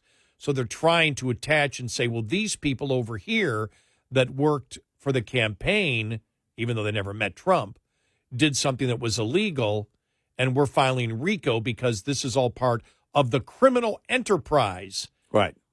You can't make that case. No. That's why it's so poor. And if they do, if they won a RICO case in Georgia, all bets are off. All bets on are any political organization, on any organization, any organization, on any company, any company, any lobby. Think about any corporation, especially the big bad corporations. Just pick one. The evil corporations. Well, they were in it to do this, and you could apply RICO. Boom. If they are successful in this, right, it kicks the door open. And that's the problem with it, is they're trying to attach to get it to Trump through RICO, which is, okay, the Republican campaign for Donald Trump in 2020 was a criminal enterprise.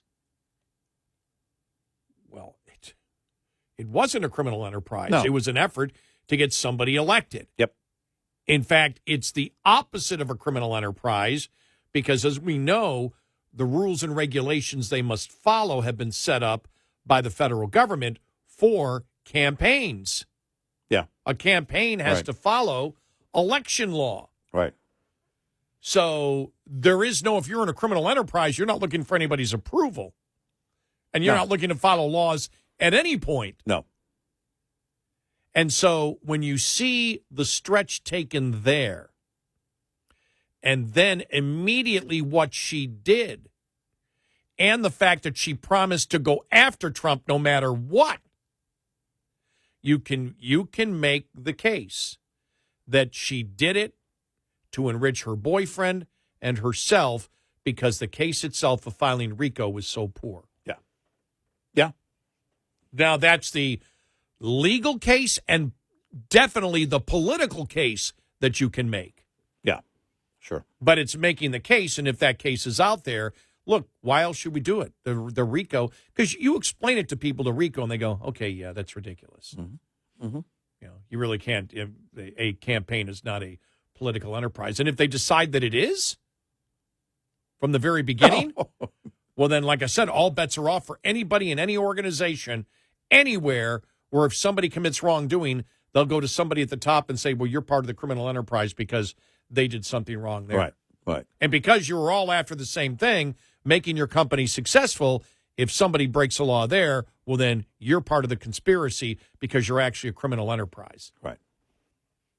And I can see the Democrats, because your corporation is about making money, and you're $1 billion corporation. And somebody in your organization broke the law. Right. But before we even get to that, because your goal is to make money through greed,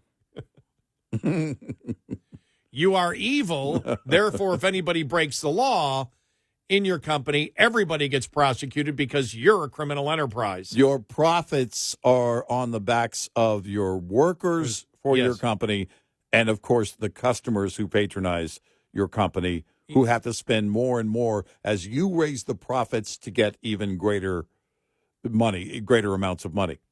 Well, but that shows you, for example, how we laugh and chuckle like that could never happen. This is how they think, though. Well, this It is truly how, is. Well, I didn't think that you could file a RICO case and keep it this long in the courts without getting thrown out. Right.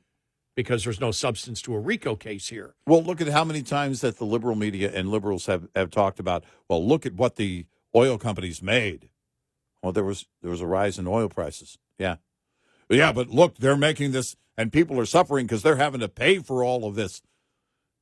You're not far from that. Someone trying to make a legal case somewhere, if they're able to get away with this, if they can set this kind of legal precedent, then they can go after a number of organizations, companies, political organizations, campaigns, individuals, who just have a few friends.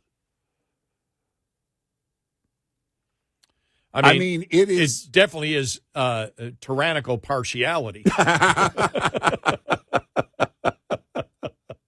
Wow, that is okay. That's got to be was that the name of a Genesis album at one point?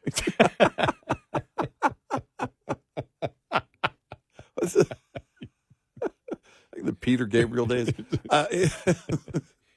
It had to either be Gabriel or Hackett. I was going to say Phil. Yeah. It would not have been a Phil Collins. No. That would have been Motown's greatest hits. Yeah, or Susudio. Yeah, whatever that means. Yeah, yeah. It's it is the insanity. But by the way, it is the very serious concern in how you attack a justice system through the justice system, but you go after things that will basically undermine the pillars of that justice system. Well, and if right. you're able to get away with it, then it all implodes because you can get away with just about anything beyond that point. And they know this. Well, it's why so many of them have become lawyers and, so-called legal experts, even though one former president who claims to be that wouldn't show us his college grades. It doesn't matter. You learn it from the inside out, and then the entire agenda is the conversation. And think about what Obama used to say. It was a set of negative liberties, and his position was, instead of ask what you can do, you can do for your government, ask what your government can do for you. Right. Quite the opposite of JFK, even though liberals tried to compare him to JFK.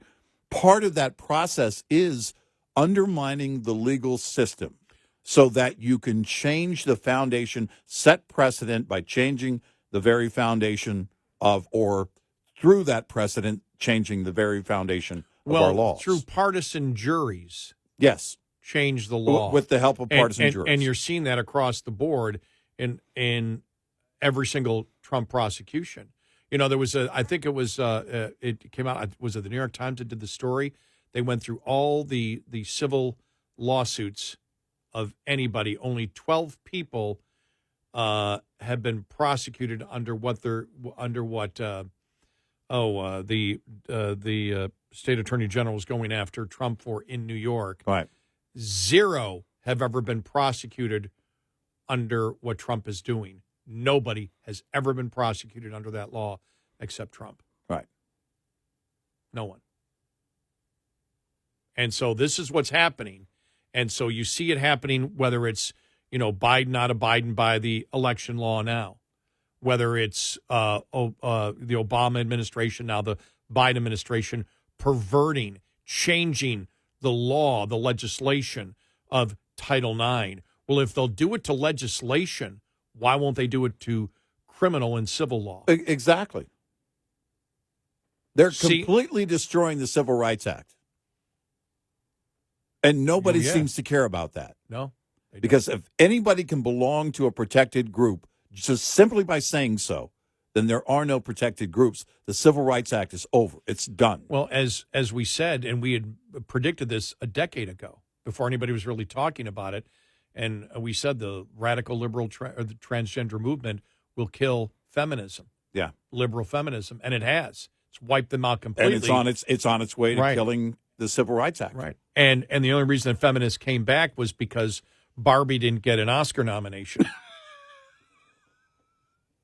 The feminists are all of a sudden they're back. The feminists are all willing to defend fake women, not real women. And meanwhile, Ken is saying, "Hey, Barbie, would you get me another beer?" Come on, Barbie, let's go party. And getting nominated for it. 866-90-RED-EYE. Brought to you by Hot Shot Secret. Hi, I'm Jen Loomis, a transport safety expert at J.J. Keller, and I'm here to share a tip on compliance, safety, accountability. Compliance, Safety, Accountability, or CSA, is the FMCSA Safety, Compliance, and Enforcement Program. Its goal is to hold motor carriers and drivers accountable for highway safety and to reduce crashes, injuries, and fatalities on our roads. CSA does this by assessing the safety performance of motor carriers and drivers based on data collected during roadside inspections, crash reports, and FMCSA investigations. Based on the data that is compiled, motor carriers are assigned a score. The carrier is then grouped with other carriers who have had a similar number of safety events. Carrier scores within the group are then ranked to determine intervention priority. Low scores are better, so carriers with the highest scores are those that are most likely to be targeted for intervention by the FMCSA. Interventions range in severity and may include warning letters, roadside, off-site, or on-site inspections, civil penalties, or operation out-of-service orders. This tip was brought to you by J.J. Keller and Associates. Visit us at jjkeller.com. Get in touch with Red Eye Radio, toll free at 866-90-RED-EYE.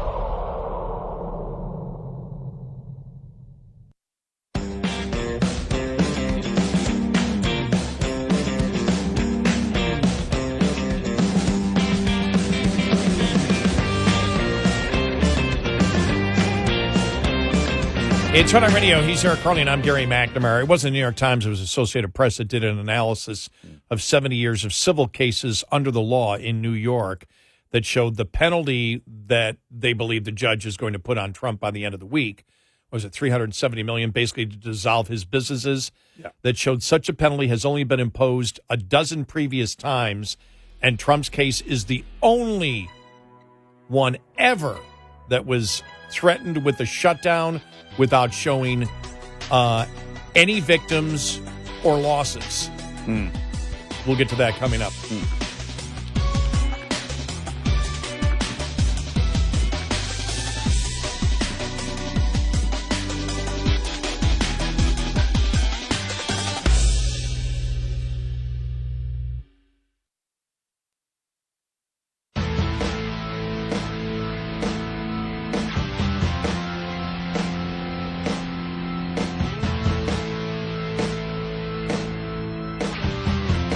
Observing and analyzing the insanity.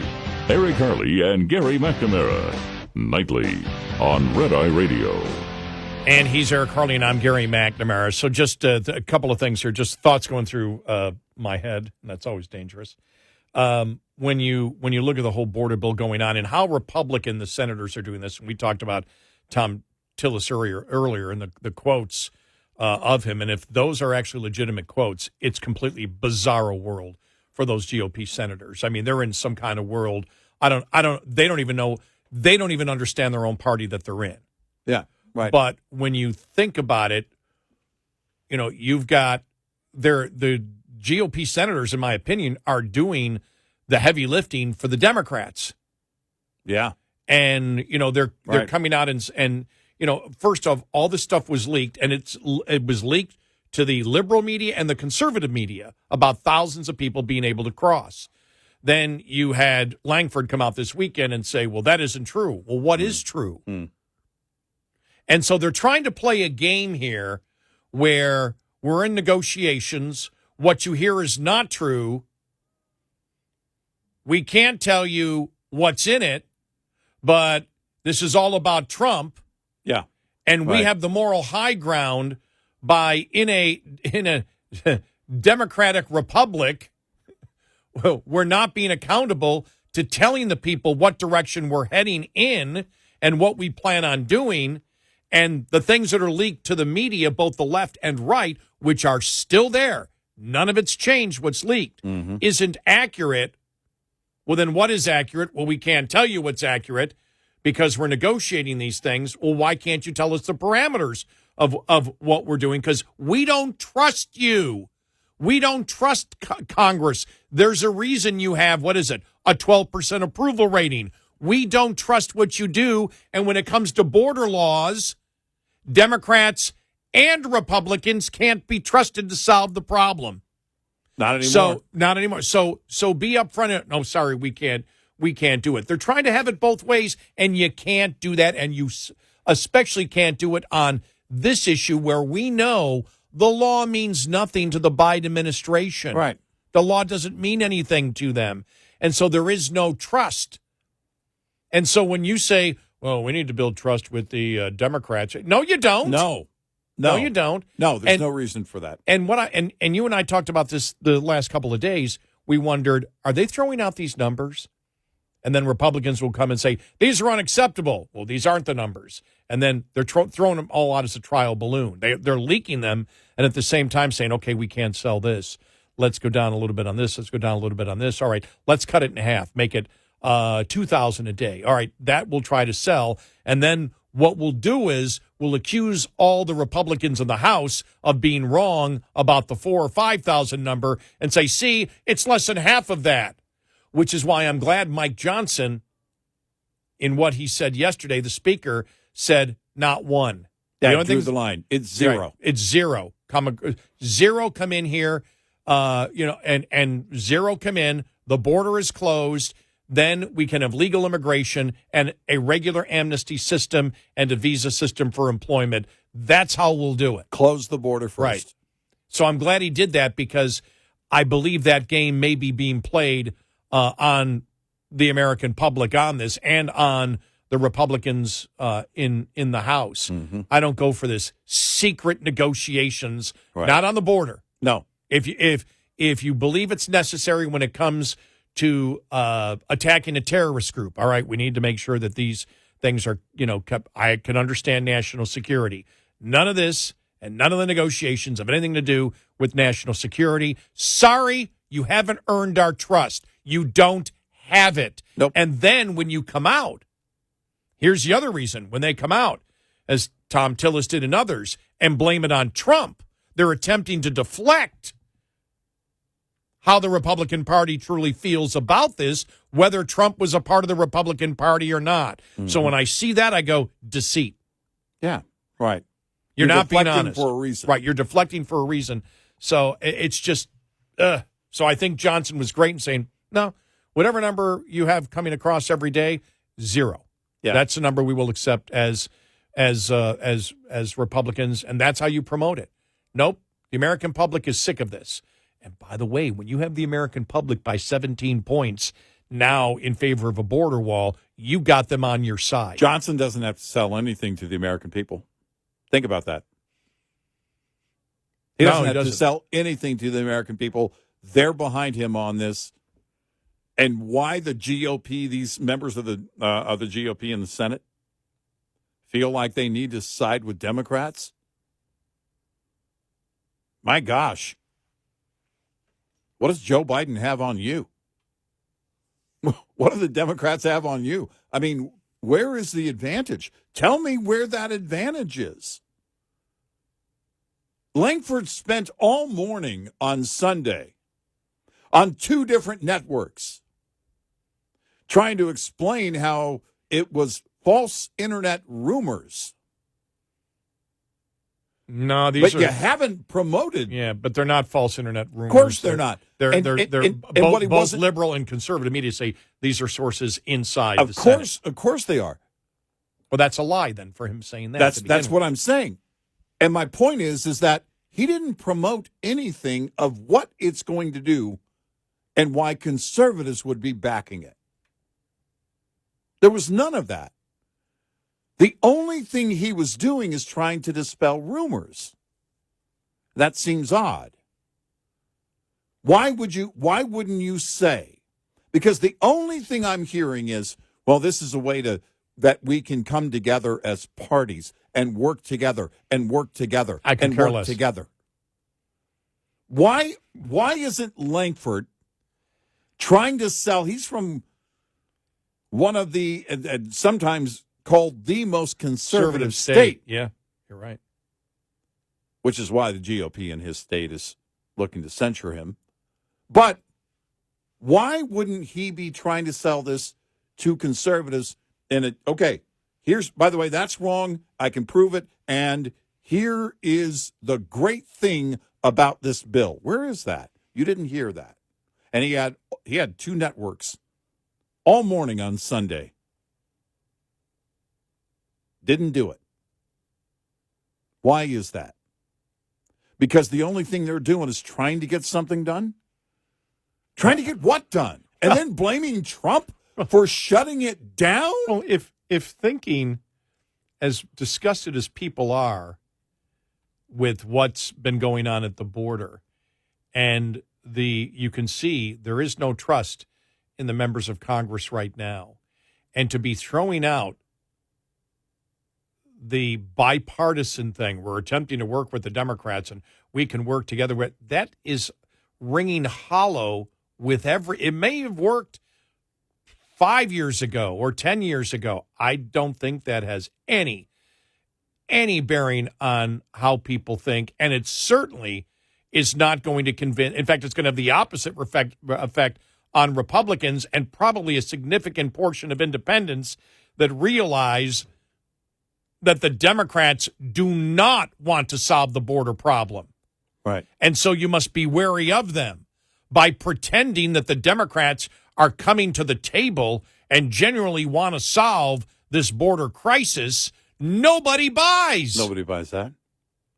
No. And the only reason they may be doing it now, I don't believe it's Ukraine. I believe Ukraine is the reason that you have GOP senators trying to BS Republicans. Mm-hmm. But the Democrats, I think it's simply they realize this is going to kill them in the election. So they're willing to change their opinion for a little bit if they can get the sucker Democrat or Republicans to agree to, okay, let's get Congress to make the law that we're already not following a lot more lenient towards allowing people in the country than it currently stands right now. Right. That's a victory for us. We've moved it more to the left. Now we've got it codified in congressional law that people can cross the border before we close it. It's not an administrative move anymore. It's the law. Right. That's insane. That's ludicrous. It is. It's completely insane. And then, like I said, the Republicans saying, well, we're doing this in secret. We're doing this in secret because we want to make sure. Stop it. Stop throwing the same old rhetoric you've been throwing at us for decades. Since Eric said, I don't know why you picked it, 1973. That was about the age I started realizing, man, our border's in trouble. That's the year I graduated from high school. So, I mean, okay. All right. Yeah. I was 7 years old. Yeah, okay. And so it's like, this is coming from Republicans. Yeah. Just join the damn Democratic Party then. Just join the Democratic Party. And call yourself, say, okay, we're trying to be like Manchin. Right. But even Manchin isn't on board for this. No. I don't believe. Where's Manchin standing? I haven't seen him. I haven't seen him officially on this. He did say close the border I've heard him say about that. a month ago. Then again, it's Manchin, though. That was a month ago. The day after, he could have said, what I meant was open the border. Jeez, I was suckered right in. I was suckered right in. You walked right into Manchinville. I walked right into Manchinville. See? The guy lives on a boat. That's not even a permanent thing. Think about that. He doesn't even have a permanent house. He doesn't have a permanent opinion.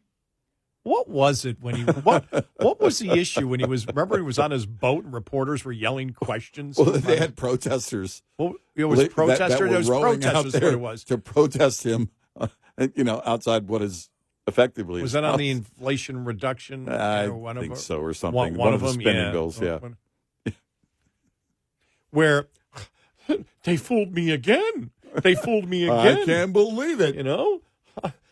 I'm Linus, and And Lucy keeps pulling the football away. And his response was, and if they do it again, if they do it even one more time. Okay, Joe. I knew right then he's not running again. He won't, because the pressure will be there. His internals will show. You're not going to get that support. And he didn't. I was right. Yeah. And I was right about Romney. He was programmed for one 6-year term. And I said, I don't see him running again in 24. The way he used Trump to get into office in the Senate and then turned around almost immediately and did an about-face and worked against him at every turn. And I said, he's not going to run for re-election in Utah in 24. I've been saying it for years. And I was right. Because it's so easy to see. I did see where is it here? Yeah, 4 days ago, Senator Manchin said he's open to running for president now. And there's been stories the last couple of days that, no labels. He's all excited about the possibility and thinks he's got a shot at doing it now. Yeah, the no labels. And by the way, with everything no idea what's going to go on between now and November, who knows who could win? No, you're right. No, it's and who was it? I saw the article. I didn't look at the video clip yet, but it was I think it was a couple of people on The View, very, very concerned about a spoiler for Biden. This can't happen. This cannot happen. There could be a number of the people. I mean, if you look at RFK Jr., he could spoil it for. Frankly, collectively, everybody else aside from Trump could be the spoiler for Biden. Well, I did see that one of the leaders of who dropped out of the No Labels party did because where the direction they were going, they're like, well, you're going to put Trump in as president. Thought that's why we existed. Yeah, to keep him out. Yeah, because they don't want to get rid of Biden. It's right. Trump. It's Trump. And now it's like some of the candidates, like, okay, now there's a bunch of different candidates. Like, well, we can't have that one. That one, Trump wins. We need somebody to hurt Trump. Right. And the Democratic Party realizes that no labels, for the most part, the people that will run, they believe will hurt Biden. Yeah. 866-90 Red Eye. We'll be right back with more Red Eye Radio with Eric Harley and Gary McNamara.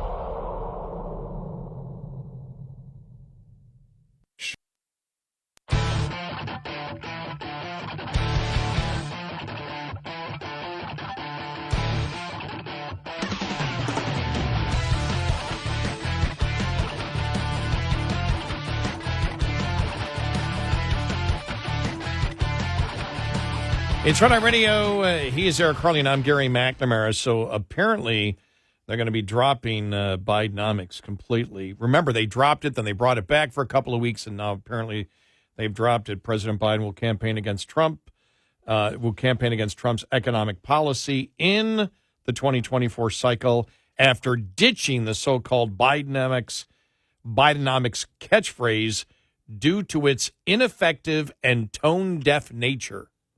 Well, the problem is it's going to be used repeatedly by Donald Trump and the GOP and everybody else. I mean, when they say tone-deaf nature, are they saying the public is tone-deaf to the wonderfulness of Bidenomics?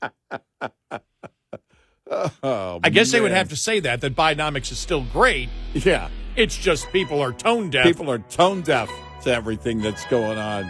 Wow. I don't know. Yeah.